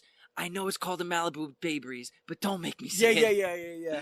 He didn't say they took that joke out in the supercut. I know it's just such a weird joke to take out, but I just thought it was so perfect because it's like, I know it's called a Malibu Bay Breeze, but please don't make me say it. That's something Deadpool would say. It's one of the most fitting, character to actor, portrayals in superheroes. Ryan Reynolds killed it as Deadpool. Like I said, made these guys millions and millions of dollars, and it is why we end up getting an R-rated Logan. So, go back and listen to our Deadpool episodes. We go real deep with all our love for the character in the comics and in those films. We're mentioning them because they contributed to the X universe, and they exist in the X universe. We finally got a good Colossus in Deadpool, and actually one that talks and speaks in a Russian accent, which is absolutely amazing. Oh my god, I know I didn't bring this up for X2, so I'm going to bring it up now. One of the worst ways, because we were talking about how characters just do things stupidly to show their powers, because like Jean with the syringe. How do you show that Colossus is big and strong and not to be messed with? Oh, I don't know. Let's have him walking down the mansion holding a TV in one arm. Oh, yeah, I remember that. Oh, my God. That's garbage. Oh, my God. But moment for Deadpool 1 and 2 that I didn't see the last time. What I liked in Deadpool 2 is every time he died, he was drowning in water. Yeah, that was his... that was like his limbo. I love that fact that he was drowning in water. And for Deadpool itself, I have to give it to the Stan Lee cameo. Oh, yeah. I say Stan Lee cameo is one of the best moments because it's just Stan Lee as a DJ in a strip club. And if I have to explain why Stan Lee DJing a strip club is awesome, then you guys never really deserved Stan Lee to begin with. And rest in peace to a great man. My favorite moments are the 12 bullet scene, which is awesome. The opening credit scene. Oh, the where they took from Screen Junkies? Yeah. Where they openly admitted that they took from Screen Junkies? It's absolutely hilarious. But what makes this movie for me, I put this in a moment, but this is what makes this movie for me, is everything Vanessa and the origin story. I think Morena Baccarin is amazing in this role. My acting MVP is actually Ryan Reynolds for making me believe he's anyone other than... My acting MVP goes to Dopender, honestly. Really? Well, for 2, not for 1. For 2 goes Dopender. For 1, it goes to Ryan Reynolds for making me think that he's anything other than Van Wilder. Which he is for a lot of this movie, but the moments, again, with Vanessa and in the origin... He has heart, and I dig it. And his conversation with Colossus. Clickers, if all you see is Van Wilder when you guys watch Ryan Reynolds, then you guys have to check out a little movie called R.I.P.D. That's what I'm talking. No. Watch a little movie called Safe House. Trinity. No. I'm trying to help you out here, bro. You ever seen Buried? I was just about to say Buried. It's literally just him. Yeah. There's no other cast members. Yeah, it's just him in a box. But I'm in a box right now. You ever seen Safe House? You put me in a box right now. He's like, "What are you gonna do? Say something sarcastic or just be quiet?" You're putting me in a box. That was great. He's like, "Hi, I'm an angsty teenage girl. I don't know nothing other than long sullen silences and mean comments. So which is it gonna be? Long sullen silence or mean comment?" You put me in a box. Or douche pool. We might watch that after this. We're gonna have to. So okay, so is it me up? No, you finishing out the X films with Apocalypse. Yep. Let's keep this one relatively short because I think we're gonna do an Apocalypse cast soon. Yeah. Okay. Let's just go with what I have because I wrote some things down. The plot of the movie was Apocalypse has woken. The reason why Apocalypse has woken was because William McTaggart randomly decided to unearth random thank you, that's what it was. Pyramid I was actually stuff. losing my train of thought. Yeah, no, she like finds a hole and then follows the hole into a cavern. That the cavern goes to a pyramid. And the pyramid goes into this thing, and one beat of sunlight hits. Yeah, but wasn't there like an earthquake or something? I could have sworn. No, Apocalypse is trying to use his very powerful transference technology, which allows him to get into the bodies of other mutants and use their powers. He's trying to use that in the beginning of the film. In Kuwait. He tried to use that in the beginning of the film in Egypt, and they... Cairo. That was it, Cairo. And they sabotaged the plan, and they buried him. So then she found him. She unearths him. A beat of light hits the thing, does a bunch of stuff, and then he comes up. And then when he wakes up, that's what was the earthquake was. I was wondering why there was an earthquake. when he becomes woke apocalypse, and he touches some technology, he's able to learn that humans ain't worth nothing. Learning. He adopts Angel, Storm, Magneto, and Psylocke to become his 4 horsemen of the apocalypse, and they face off against Charles's X-Men for the fate of humanity until Phoenix X Machina shows up, unleashes her power, and blows it up. I like new Cyclops. I do like the kid that plays Cyclops. How you feeling about Sansa as Jean Grey? Sophie Turner as Sansa Stark is the reason why I gave Jean Grey at all any kind of chance. Because it's like, I can't hate on Sophie Turner. Her moving the thing, or her directing his eye thing, that was like a sweet moment. Like, I think it is right that she's helping him use his visor or whatever, because he can't see. Yes, so she's like, just open your eyes, and puts the hand on the back of the head. Yeah, he's like, just open your eyes, and I will. Yeah, there was a lot of moments where it's like, okay, you could see why Cyclops and Jean truly love each other. You know, I wish we would have gotten more of them together, but Sophie Turner is actually really good. I find her more complex as Jean Grey than Famke Janssen. And that's crazy, because Famke Janssen is a veteran actress. I guess I just felt weird with the whole, like, there's a lot of hints to Phoenix, and then we just get Phoenix, and now we're going to deal with Phoenix in the next movie. So it's just like... It's rushed. That's they the thing. went It's really very fast rushed. with all that stuff. And Apocalypse, for all the stuff that he could do with sand, cutting off people's heads, and taking all the nukes out of the world, he ultimately gets defeated when everyone throws their magic at him, like, for a half an hour. That entire battle sequence and is my... Isaac is under too much makeup. I don't like the design for Apocalypse. Ivan Ooze. I didn't mind the Quicksilver Sweet Dream scene. That was pretty cool. That's one of my big moments. I feel like they were just trying to capture the magic of Days of Future Past in a larger scale. So before I talk bad about the movie, I will give its 1 or 2 good moments, and that was Quicksilver saving the X-Mansion. I have here... Do I even have anything else after that? No. The death of Eric's family. Yes. That made me actually tear up, where he's like, he looks at the sky. Doesn't he kill everybody with a coin or something like that? Was it a coin? No, it was his dog tags. Yeah, he puts it through everybody. He puts it through their neck. Right through the neck. I remember that. No, because they were already soldiers. He puts one of their dog tags through their neck. And I remember because he screams to the sky, looking at God right in his face. And he says, "Is this what you want from me? Yeah. Is this what I am?" Yeah. And I was Frankenstein's monster, man. I was so hurt. Because it's like, why can't this man just get a break in life? That's all he wants. Why can't he get a break? He was doing so good. And it brings us back to the Jonathan Kent. I know you hate Man of Steel and Jonathan Kent, but his words ring true to everybody that was once a villain who goes back to good, or everybody that was good and turns to a villain. It's like, should I have just let them die? Maybe. You know, he's not saying, he didn't tell his son, yes, let those kids in the bus die. I know, but I have to. It's like, he told him maybe. I don't have all the answers. I'm only human. You're the one with the powers. And that's the thing about Xavier that he couldn't help Eric realize. It's sometimes you just can't save them all. Well, you also got to remember that Magnus or Magneto at this time is a man who has not only killed a bunch of people, but he's on the run. He's on the run. Like he's on the lam. That's the reason why. And so the fact that he didn't get his happy ending, like, what did you think was going to be the ending of all this? Honestly. He trusted his wife enough on their first date to tell her who I don't know if he trusted her. Well, he did. That's what he's like. He's like, I told you who I was the first night we I thought what he said in that scene was like, I told you that things were going to happen. No, I remember he's like, I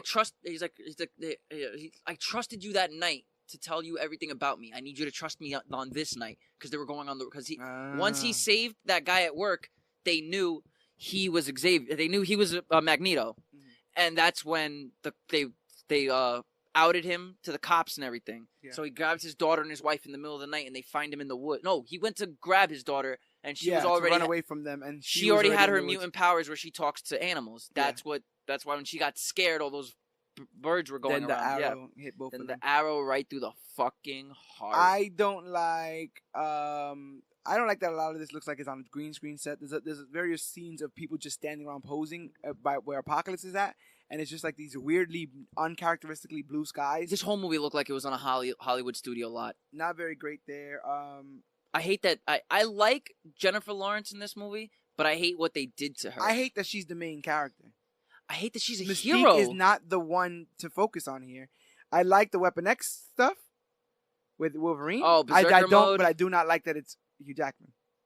You wish it was somebody else playing Wolverine? Because then now we don't have one for Dark Phoenix. Unless it's going to be Hugh Jackman again. I don't. Now that we have a new timeline, but now the timeline's completely destroyed because Disney has them. But well, if memory serves me correctly, she took his helmet off, gave him back his memories, or at least what she could give him. She gave him something. She gave him a memory. Yeah. She gave him a memory, and then he just runs off butt naked into the woods. Logan's always running off butt naked into the woods. But who was my crown? I know. Did I give anybody a crowning achievement for that? I didn't even give anybody. I didn't even give anybody an MVP for this movie because there was really no MVP. But if I had to think off the top of my head for an MVP, I'd give it to whoever tried to write the script. No, I liked Apocalypse sometimes. Like, I felt the writing behind him was terrible, but his presence was actually not bad. Like, he came in and gave these mutants confidence in themselves. Like, he found Angel. His wings were burnt to hell, and he was drunk in a fighting pit. And he gave him metal wings and new powers. But it was too much on the nose because they were actually literally playing Angel of Death or something like that. No, they were playing Four Horsemen by Metallica. And I was gonna mention that, and thank God you did, because that was just been more shit talking. But yeah, he walks into that pit, that fighting pit, and you literally hear, "Onto the dead of night, we the Four Horsemen, right?" Yeah, that's garbage. Garbage. No one knows how to understand music the way James Gunn understands music, and everybody just thinks, yeah, let's just play Symphony for the Devil while we introduce Amanda Waller. At least they didn't just throw in Just a Girl or Barracuda. Oh my God! Oh yeah, but you know who they did throw into this movie? Who is the name of our award? Jubilee. In this movie, and we'll get to that award quite soon. But yeah, Jubilee's in my movie too. She's in X-Men 2000. She was in X-Men. She's sitting in the chair. She has like a yellow. She was also in jacket. She was also in X-Men United. She was one of the kids in the. Yeah. She's like that's what Storm says. Jubilee, are you alright or whatever? Are you understanding why this award exists now? Now I'm understanding why this award exists. Anything else to say on the Days of Future Past train wagon? Well, no, because this is Apocalypse. Yeah, because we're closing in on 3 hours at the moment. Whoa. Yes. Yeah, no, I got nothing to say on Apocalypse. I'm good. So we're gonna end it with Logan and Deadpool 2. Logan, I'm also going to keep relatively short because I think that one day me and you need to review Logan. We are. We're going to I'm going to sit down. I'm going to rewatch it. And we're going to re-review Logan because for those uninitiated, Dan did not like Logan initially when he said it. And I want to hate it? Because I think I've only seen it once. Oh, okay. And that was in the theater. So I can't say that I like it now because I still haven't given it its fair share. Yeah. I do remember I still have that movie embedded into my brain. It's funny. Yeah. The movies I hate are more embedded into my brain than the movies I love because it's easier to say why I hated it. Yeah. So there was a lot of moments that didn't work, but the more that I think about it, the more it's like, no, I really know I have to like this movie. There is no ifs, ands, or buts. I have to just like this movie. Directed by James Mangold with a budget from $97 to $127 million. He did this and Wolverine, right? Yeah. The gross of $619 million. It's the year 2023, and our favorite X-Men Wolverine isn't quite the hero he used to be. With his regenerative healing factor slowly wearing off, he seems constantly in pain, and his best years are surely behind him. Still, he manages to protect and conceal the existence of his former mentor, Charles Xavier, whose deteriorating mental status makes him dangerous. When Logan is approached by a woman to help her and her daughter across the border, he finds himself having to be the hero again by protecting the child and getting her to safety by any means necessary. So what I'll say about this film is I liked it again. I came into it. I hadn't seen it in a while because the film is very depressing. It's very taxing, emotionally taxing, because there's a lot of dreary scenes in it.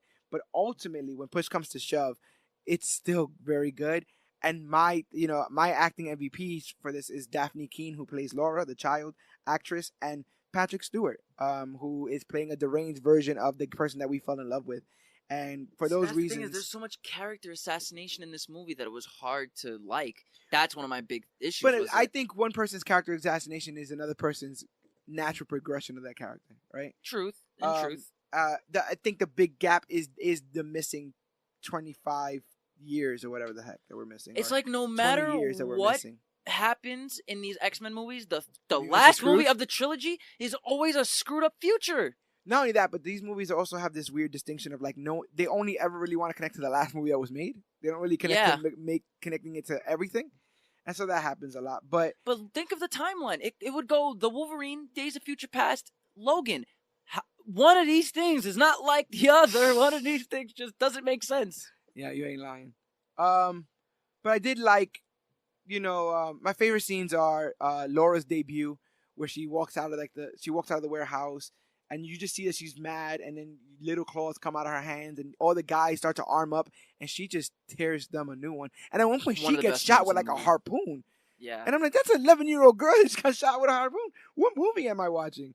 The Farmhouse Massacre, where X-24, the clone of Wolverine, kills Professor X and gets shot in the face with a shotgun while attached to a tractor. And the goriness of him tearing apart regular Wolverine. Have you ever walked out of a movie? Have you ever walked out of a theater? I walked out of Willard. Wow, that's an obscure ass title. Holy hey, you crap. asked me about but you pulled out that one real quick. But yeah. When Charles was talking in that monologue and turned around and got stabbed in the chest and died, I shit you not, I stood up out of my chair like Peter Griffin in that one gif, like, done. Yeah. I literally left the theater, told the usher, I'm just going out for a cigarette. Here's my ticket. I'm coming back. And I went and I smoked a cigarette. And when I came back, it was him and the girl were already on the road and everything. I just needed 10 minutes to just clear my head. Because I know you guys don't know this because we've talked a lot of this off air. His most disrespectful death of the X-Men franchise is Xavier's death in First Class. Yeah. He hates Xavier's death in First Class. Yep. Not First Class, sorry, Last Stand. Yeah. He hates Xavier's death in Last Stand. As you were saying, I already was picturing him blowing up. I find his most disrespectful death is Logan, because it's like we had to sit through an hour and 20 minutes of this mentally unstable, deranged, pissing his pants, screaming and cursing. But that's why they put him out of his misery. But why did we need... He was just having the most heartfelt conversation in his entire life, thanking Wolverine for everything he's done. 6 hours prior, he damn near had a meltdown that damn near collapsed Las Vegas. Exactly. So the last thing in his head is, you're not Logan. Bam, I'm dead. But the last thing, idea that he expunges is, I think I hurt all those people. That's what it was. That's a big No. His monologue was amazing. His monologue was sweet. Yeah. What did it mean? Yeah, I mean, it meant It meant that that he had to die because that's all it meant, is that he had to die. That's what I'm saying. Like, he can't live a life. He could not have lived a sobering life, knowing all the people that he killed. That's why he made him take those pills and everything. Yeah, right. Besides the headaches, but he's like, oh man, that actually Patrick Stewart should have gotten an Oscar for that. MVP. Killed it out. MVP, Logan is a good actor in this, but Hugh Jackman is a great actor, and I felt like both of them did what they had to do. Like, I was watching the behind the scenes of when Logan was running through the woods, and you see him in like a studio, and he's doing the voicing of it. I actually said, "Holy crap! I need to watch this movie again." See, for me, it was all the really sad, tired, and confused Professor X that made me like emotional. Like, why are we here? Yeah, why are you doing this to me? When he was coming in and he was screaming. Why are you doing this to me? Why are you chaining me up? Why are we over here?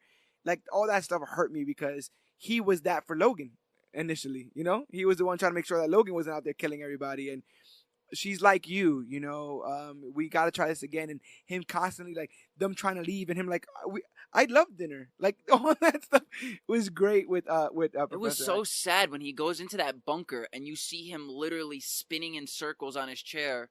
And he's just quesadillas? Yeah, and he's just spouting off nonsense. And it was just so sad. Speaking of spouting off nonsense, let's wrap this up with some Deadpool 2 before giving out our awards. Deadpool.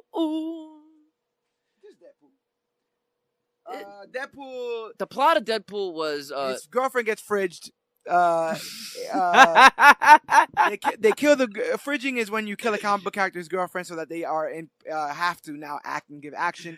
Well, I was just gonna start with Cable lost his family in the future, goes back in time to kill the person that would grow up to kill the world. Oh, that's actually true. Wow, that person is seemingly in the custody of Wade Wilson, who is looking for a surrogate family because his only family at the time, Vanessa, was killed. His name, what was even his name? And that doesn't even really have a villain. I guess Fire Fist is the villain. Cable is kind of the quasi-villain.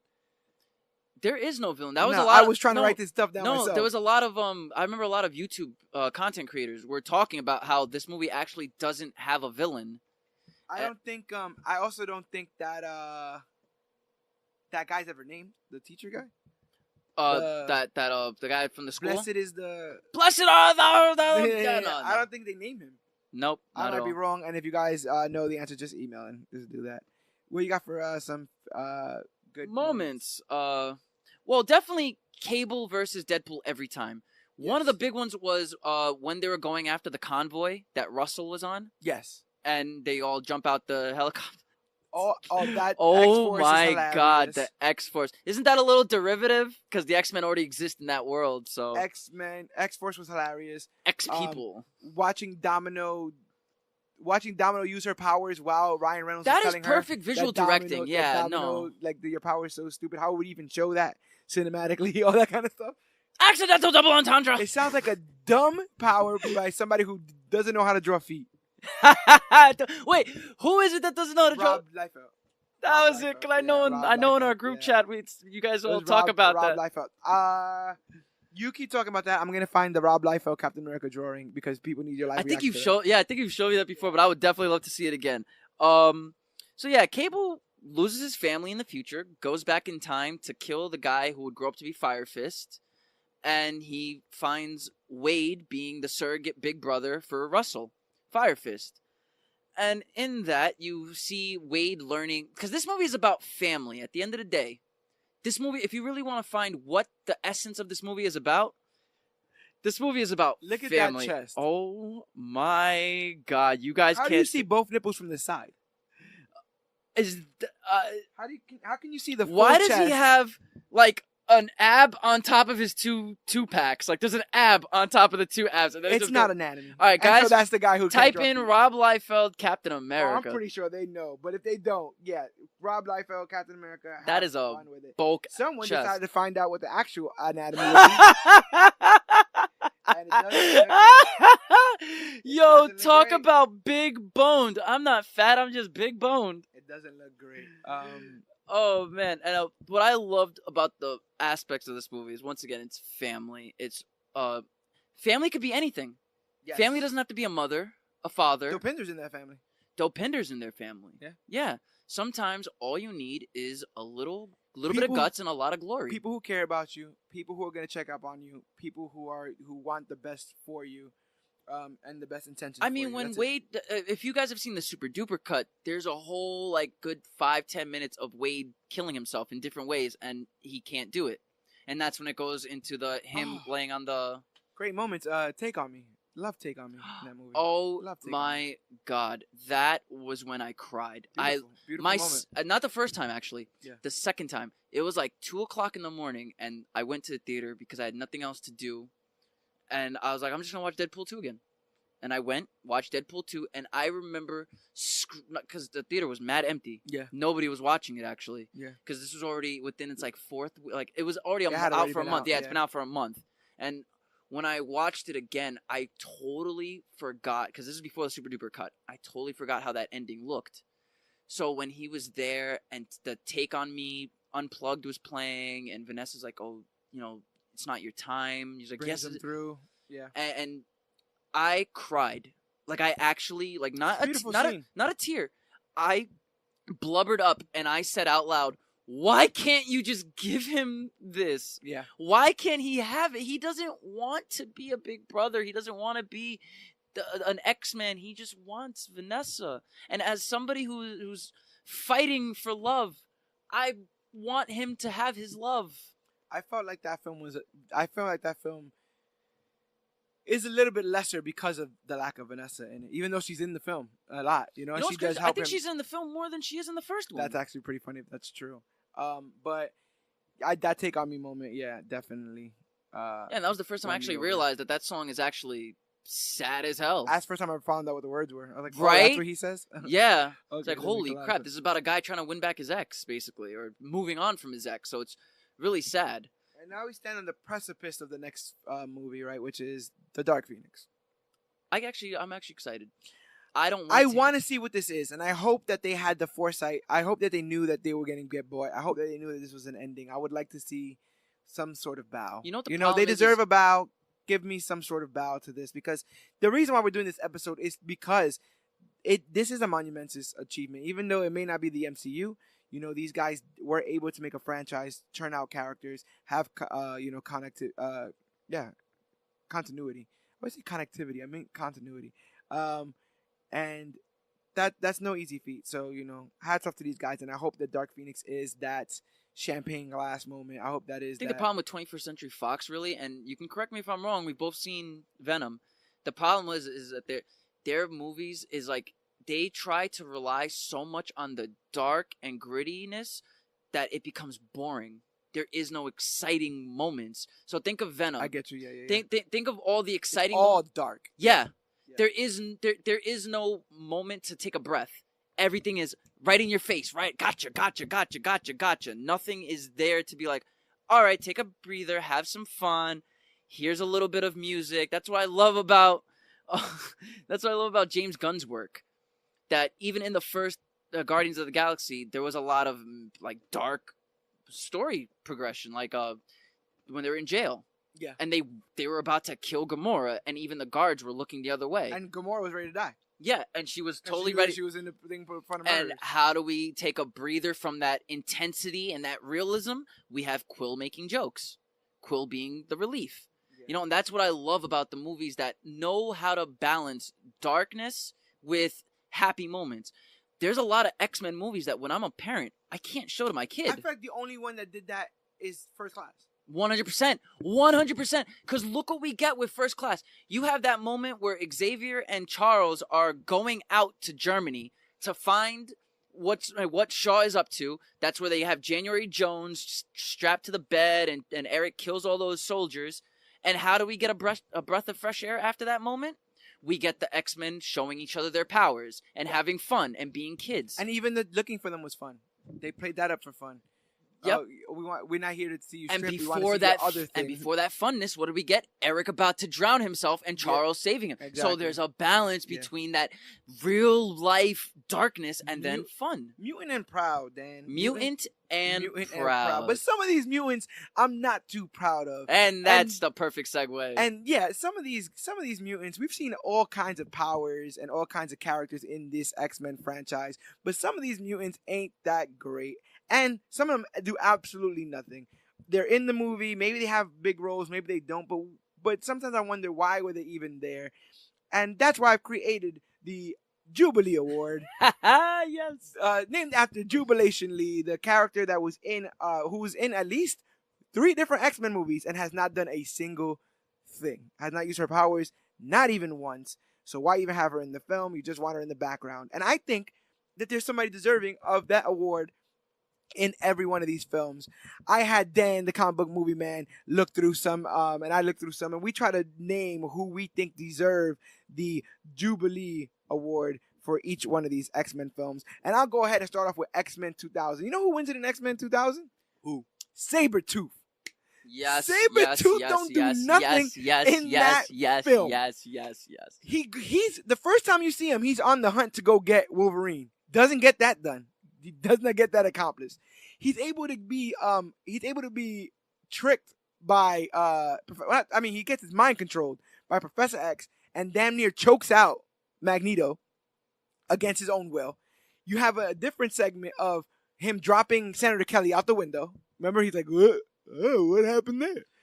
And then he gets his Are you going to butt mention kicked his worst one-liner? His only line of the entire movie? Scream for me. You owe me a scream. Oh, yeah. You owe me a scream. You understand? Like, what is Sabretooth? You did not need to be there, and you leave Schreiber. You know, he must have been like, oh, come on. Come on. Like, I know he becomes Sabretooth becomes much better in Origins, which is weird because that movie's terrible.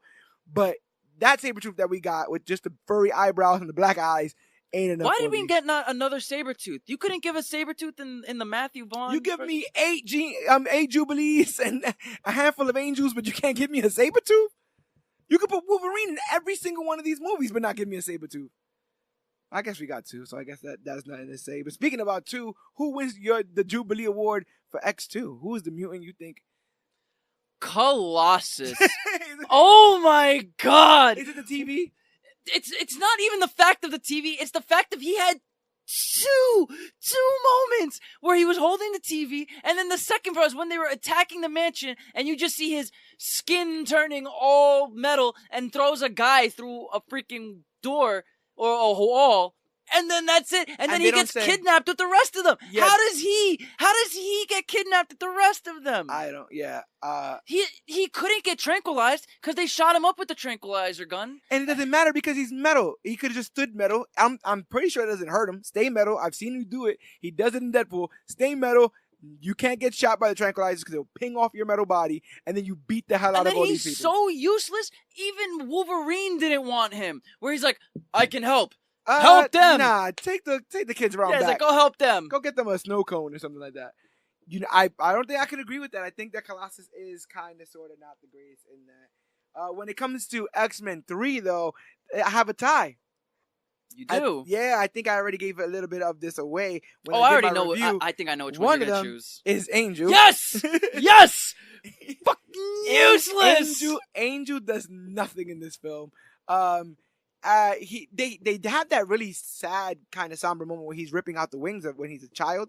That's pretty it. But he goes, signs up for the cure, doesn't want to do the cure, jumps out of a window, goes to the X Mansion, is all like, "Hey, you guys still have mutants here?" Then his father's thrown off a roof.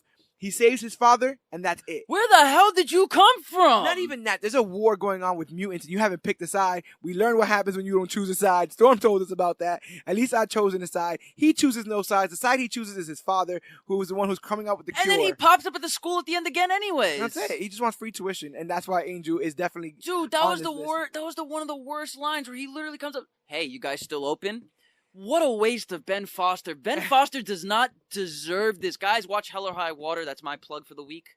And I thought your plug for the week was that Ryan Reynolds movie. Well, I was just saying, if you think Ryan Reynolds is only Van Wilder, there's definitely other movies of Ryan Reynolds to watch. But movie of the week to watch, my friends, is Hell or High Water for a better Ben Foster performance.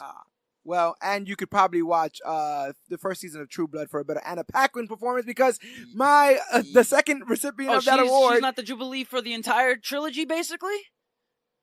Listen, exactly. No, because she powers the machine in the first one, right? Okay. So she's definitely so she's responsible for almost killing everybody. Thank you. Without her, there's no plot because she's literally who they're fighting over. Yeah, in that movie. is true. She is the plot. But in this, she relinquishes her powers. I felt like while it is definitely a side that we could relate to, they owed us a more defiant side, a side that said, "This isn't great." She couldn't even fight for her own boyfriend. Yeah, think she's gonna fight for her powers? There's a lot going on. There's a lot of mopiness going on, a lot of angst going on. I didn't need that in my role, but she does nothing in this. At one point, she just walks away. She doesn't help turn the tide at all. Where at least, people like Beast, people you see for the one time, a lot of those Brotherhood of Evil Mutants, you only see one time, and they do things. Clap girl claps, and, Spike man throws spikes. But Rogue does nothing in this film, and I think that she can share her award with Angel. Whichever one wants to throw it off a building, and then he can fly and catch it. And then when he catches her, she's just going to kill him anyways, because she can't touch anybody. We're going to have to decide who's the Jubilee Award winner for Origins. I'm gonna go with Will I Am just because of that line delivery. You know what? I'll agree with you. I'll agree with you on that one because he was useless. He's Nightcrawler. Basically, you're Nightcrawler and you can't get everybody to safety or hide everybody or go get Gambit. They went to go get. Matter of fact, I'm getting way too emotional. It was even worse because how do you have those kinds of powers and you teleport to the same 5 footsteps? How is that your fighting move? I'm gonna teleport in front of you and back of you and to the side of you, and I'm gonna stabbed. do it every time. It's ridiculous. To where even Sabretooth calls him predictable. But no, for someone that was useful, quote unquote, useful to Logan for like a good 15 minutes, he was the most useless character of that movie. Now, what are we on to? We on to First Class? Yeah, let's go to First Class. I'm gonna go with Zazel. Really? The reason why, hear me out. I'll challenge you on that, but go ahead. Is Azazel cool to watch? Yes. Does Azazel look badass with his black and red suit with that hair in the tail? Yes. He looks like the devil. But what does he do? More than Tornado Guy. And they both do more than Dragonfly Girl.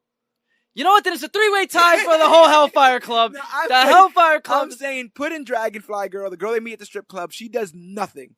She put up more of a fight. Not At least she put up a fight. Not only does she do nothing, bro. You got to give her the award for being a Benedict Arnold. She changes sides at the end anyway. She does change sides. And do we ever see evil Dragonfly Lady? No, because she dies off screen in Days of Future Past. What was that dude's name? Riptide.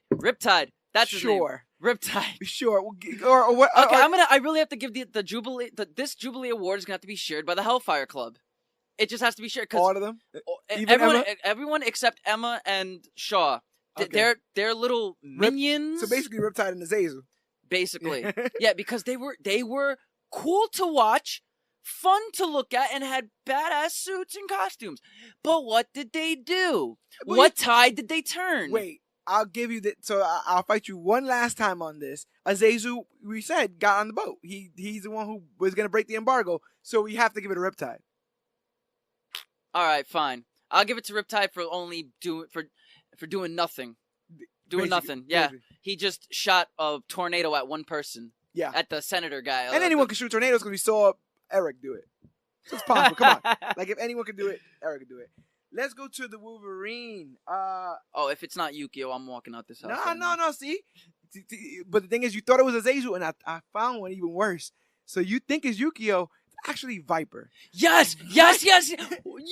Viper. So terrible! Who is she? Is a weird Poison Ivy-esque, She was supposed to be a snake? Caricature, weird, that sheds her skin. Bunch of weird stuff they don't get into. She seems like she's in another movie. They didn't need all the weird green and stuff. And the characters from the comics, don't get it twisted. It's not like they made somebody up whole cloth that was terrible. They just took somebody that was good and made her terrible. And I just felt like she was overdoing it. She could blow poison on people. Just like does she use like a poison kiss and all that? Poison everything. She's Poison Ivy basically, and they just try to make her Poison Ivy, and then at the end she peels her skin, and you're supposed to be thinking like, oh, this is cool, but then she's quickly subdued anyway because she doesn't have any other power besides being poisonous. There was no need for her in this movie besides a plot device to get us to think that she was the villain when the actual villain is the Silver Samurai. So I say you get the Jubilation Lee Award, Miss Viper. Oh God! And I hope we don't got to see Silver Samurai should be a runner-up. Yeah, well, definitely. But now we should be at Days of Future Past. Huh, that's actually a really tough one. I'm not gonna lie. I feel like some of these get a little bit harder. I feel like everybody in Days of Future Past had something to do. Even the most minimal characters like Blink, like Sun. You know what? I'm giving it to Sunspot because you didn't even know his name.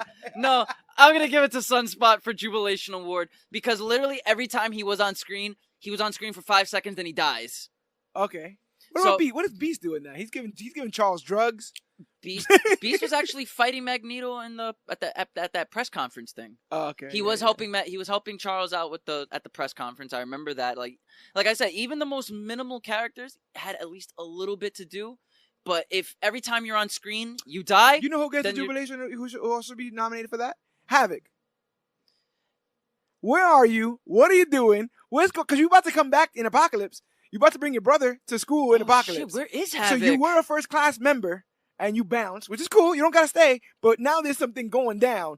I figure you call somebody. You got everybody's number. I don't even remember how he grabbed Havoc to bring him back for Apocalypse. And I just watched Apocalypse. He shows up because Scott has a scene. Oh, that's right, because it's his brother. He's like, hey, How do you have? That's Alex his Summers, little brother. Alex Summers, Scott Summers. Oh Yeah. my god! And they Yep, even yep. switched the ages of the brothers. Yeah, Alex Summers, Scott Summers. But no, I'm standing by Sunspot. I'll even throw in Iceman and Colossus because every time they were on screen, they died. There was no at least Blink. Oh, and tried. did Iceman just get like burned out? No, he got decapitated. Oh yeah, that's what it was. One of the Sentinels like squeezed his neck so Oh. hard his head popped off. And because she kept it, and it just got older as the future went, Rogue gets the Jubilation Award for Days of Future Past, the Rogue cut. A cut so bad that they didn't needed want a us to whole see separate it. movie. They didn't even want us to see it. Do they even? Does that even sell on DVD? I don't even know. My God. Deadpool, right? Ooh. Makes you think. Scratch your head. What? Who could win the I do have Jubilation it. League? Actually, I do. I'm going with Angel Dust. Angel Dust is on my list. That's my. That's for Jubilation. Is League Award. that what's her face? Yeah, Gina Carano. Because That's my Jubilation Award. Yeah, Thank you. She couldn't beat Colossus. Well, she kind of beat Colossus. She hit him in the metal balls. She just hit him in the nuts. But Negasonic Teenage Warhead, a student at the school who has basically a power that is just like turning on a faucet. Like you can't direct that. Is able to take her out. She's the reason why Wade escapes because he headbutts her and takes the match out of her mouth. Yeah. And she just kind of just stands there and does a lot of that weird like I'm gonna punch my palm stuff. Like I'm gonna do something. At least she got the superhero landing. She did get the superhero landing, and because of the superhero landing, she gets this award. Angel Dust, you are the Jubilation Lee Award recipient for. I do have to agree with that one because it for Deadpool. Yeah, she was the only one that didn't do anything. Even Rena Baccarin tried. So now we are at. Is it Apocalypse or is it Logan? I think it would be Logan, right? a Logan, yeah. Yeah, I do believe it's Logan first. It was hard as hell. I didn't even want to give it to Caliban because Caliban did some stuff. You know, he helped people do some stuff. Is that the bald guy? The bald Stephen guy? Merchant. Stephen Merchant. That's Yeah. He's not Stephen Merchant in Apocalypse though. Caliban's in Apocalypse. No, but just not they're Stephen the same guys, right? It's They're the same character, right? Character, not the same Yeah, actor. it's the same character. Yeah. I'm gonna go with Pierce. He's some kind of. I'm thinking he's That's some the one kind with of. the metal Yeah. hand. I actually liked him. Great character, but does nothing. True. Great character. He at one point he's like, as I live and breathe, the Wolverine. Like That's his pretty delivery cool. of Yeah. it, awesome. But last time I thought about He it, was an the inconsequential effectiveness character. of him didn't do much. I was even gonna give it to X-24, but X-24 gets Charles, and so on the purely mutant level of it, maybe one of the kids. I would have given it to that lady, One of the kids. the woman that was. But I'm giving it to mutants. Oh, mutants. Yeah, I guess we can go for Pierce. I believe he's a mutant, and if he's not, just give it to one of the kids. They can fight over it. Give it to one of those kids that was filmed in that beautiful documentary, and that was shown in Logan off of cell phone footage with I don't even with wanna audio over the top of everything, and nope. Spike Lee esque camera Nope. angles. See, that's why I hate that movie because the biggest exposition, the biggest information of that entire movie was filmed on a freaking flip phone. Why was she allowed to have a flip phone? How does a flip phone record for that long? See, but I'm more interested in who you're going to give the Deadpool award to. Deadpool award, Jubilation Lee award, the Jubilee award to in Apocalypse because everyone probably should have got the Jubilee award. I'm just gonna give Apocalypse the Jubilee, not the character. I'm talking about the movie. The movie I'm gonna give the whole movie the Jubilation because award. no one does nothing. If Apocalypse Nothing. never woke up, we would be in the same position with everything. There is no Except movie if he wakes Havoc up. is dead. Yeah. That's the only thing that changes. That's the only thing that changed is that Havoc is dead, and so thanks for that. There is no one person that I can give a Jubilation award for that movie. That movie is just so terrible. To me, I know a lot of people think X-Men Origins, Wolverine is the worst X-Men movie. No, it is Apocalypse for me because when it comes down to X-Men Origin Wolverine, you don't really have that much hype going into it. You don't really know that much. It was just, this is Wolverine's first standalone film. Even the trailers didn't look that interesting. This movie looked pretty good. And it had all the characters we It knew. had a lot of good characters, had a lot of good casting. And it was like, after watching First Class and Days of Future Past, it's like, how do you expect that this movie to fail? And it failed. Yeah. It failed bad. So for all intents and purposes, Bryan Singer, thank you. You and your movie get the Jubilation Award for doing nothing for 2.5 hours. Was that Bryan Singer in the Apocalypse? That's when he came back. Thank you, you horrible, horrible man. For that, and I guess that leaves us with Deadpool 2. Which means we must have done this in the wrong order. But Deadpool 2, I had its own cast of characters. I can offer a nominee for the Deadpool 2 Jubilation Award, the Jubilee Award. How about X-Force? Nobody in X-Force did a damn thing. I mean, Peter did. Put Peter on, Domino. Let's give it to Shatterstar because he was kind of You're a lucky. dick. I'm like this close for giving it to Cable. Wow. I'm this close to giving it to Cable. But he saved Deadpool's life. He did save Deadpool's life, Which then in turn saves everything. Okay, So, but it's like we waited for Cable for so long. This iconic character, the Mr. You didn't like him? It's not that I didn't like him. I felt they handled him too quick. Like they were so. Okay. I felt like they were so adamant about getting us Cable and giving us Cable and giving us Deadpool and Cable together that his writing was just between. You didn't get a feel for him as a character. There wasn't enough of it there. I just didn't understand why he was doing what he was doing. Like, even if, yes, I know why he was doing what he was doing, it was just like, but why? Why do you care? Like, what about the Vanisher? Oh, man. Oh, that is Jubilee. That is Jubilee right there. So, Brad Pitt, when you Poor would like Brad to come Pitt. pick up your award, the Vanisher is going to be our Jubilee Award winner for Deadpool 2. And with that, I think we've named all the underachieving mutants of the X-Men film franchise, and we are hoping that Dark Phoenix is not filled with a bunch of these mutants as well. I hope not. And in fact, you know the things I like Simon Kinberg's writing. Yeah. When Simon Kinberg has full control of that script, he gives us good X-Men stories, and he balances real life issues with fantasy issues. But when you have guys controlling the creative process, like Bryan Singer, like Gavin Hood, you gotta start these directors. We need better directors because the stories are there, and the stories are in the comics as well. The actors are there as well. We put so much emphasis on directors, not realizing a director is just that. He's just part of the recipe. He's a quarterback, but he's not the defensive team. He's not the defensive team's coach. He's not writing the script and producing. He's not acting in it. You know, like, we forget that we have composers who need to make music that fit these moments. We have film editors that need to make sure these scenes make sense.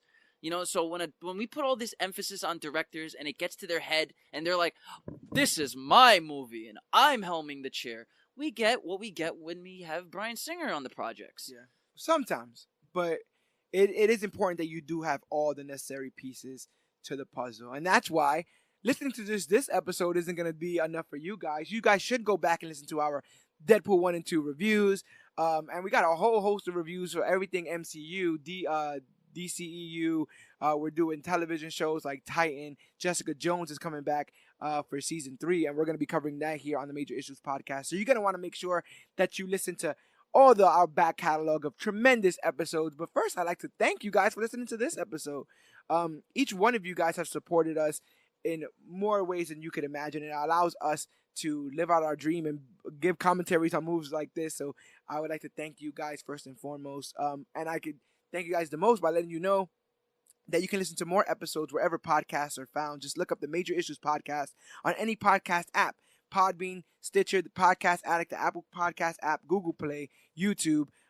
If all of that's too hard, just go to Google, literally type in Major Issues, and we're the first ones to pop right up. I've done it myself. I can tell you. Even when you write Major Issues, podcast comes up third. Yeah, so. Major Issues podcast, man. We will be right there on your Google search. And it will lead you to the podcast where you can download either the MP3 or get a podcast app and listen to them all there. We're waiting for you guys. We love to hear from you. And the audience is getting bigger and better, and they're finding ways to reach us on all of our social media, which is important. We would love to thank you guys for all of the hype that you put behind our Instagram. Like, it's amazing. I can't believe how much Instagram has blown up in these last few months. We've been working on our social media because we want you guys to be able to contact us and talk to us and talk back. We guys want you guys to be the other co-hosts on all of these shows. So to follow us on social media, all you have to do is go to facebook.com/comicbookclique, Instagram @comicbookclique, or use the hashtag comicbookclique to talk about the newest, hottest, latest, and greatest things to come to comic books and comic book media. We're also at Major Issues on CBC. at Major Issue CBC on Twitter. So go ahead and hit us up on there. And if you guys really can, rate and review us on iTunes, because it's the quickest way for us to learn and grow as podcasters. And it's the quickest way for us to find out what you guys are liking and not liking about the show. Remember, guys, we aren't just the clique. You're the clique. Exactly. Without you, we wouldn't be who we are. We need as many of you as possible. And we love all of you, and we appreciate all the hard work that you guys put out by reaching out to us. We know you don't have to reach out. You don't have to say these things. And some people are very scared and nervous about writing to other people. But you guys do it, and we appreciate it. Every single time. And every time somebody writes in, they will have their opinions expressed on the cast. So you guys could really feel like you guys are talking to each other. And that's what's awesome about the clique. That's what's awesome about Major Issues. And what's the most awesome is, full disclosure, I've been to the future, and Major Issues becomes the latest and greatest thing to come to comic books and comic book media. And so I can't tell you how it happens. All I gotta tell you is you gotta get in when you can fit in, because the bandwagon is gonna fill up. At that point, there ain't gonna be enough room for the bumper stickers. So just make sure that you are on this road with us, because we ain't stopping anytime soon.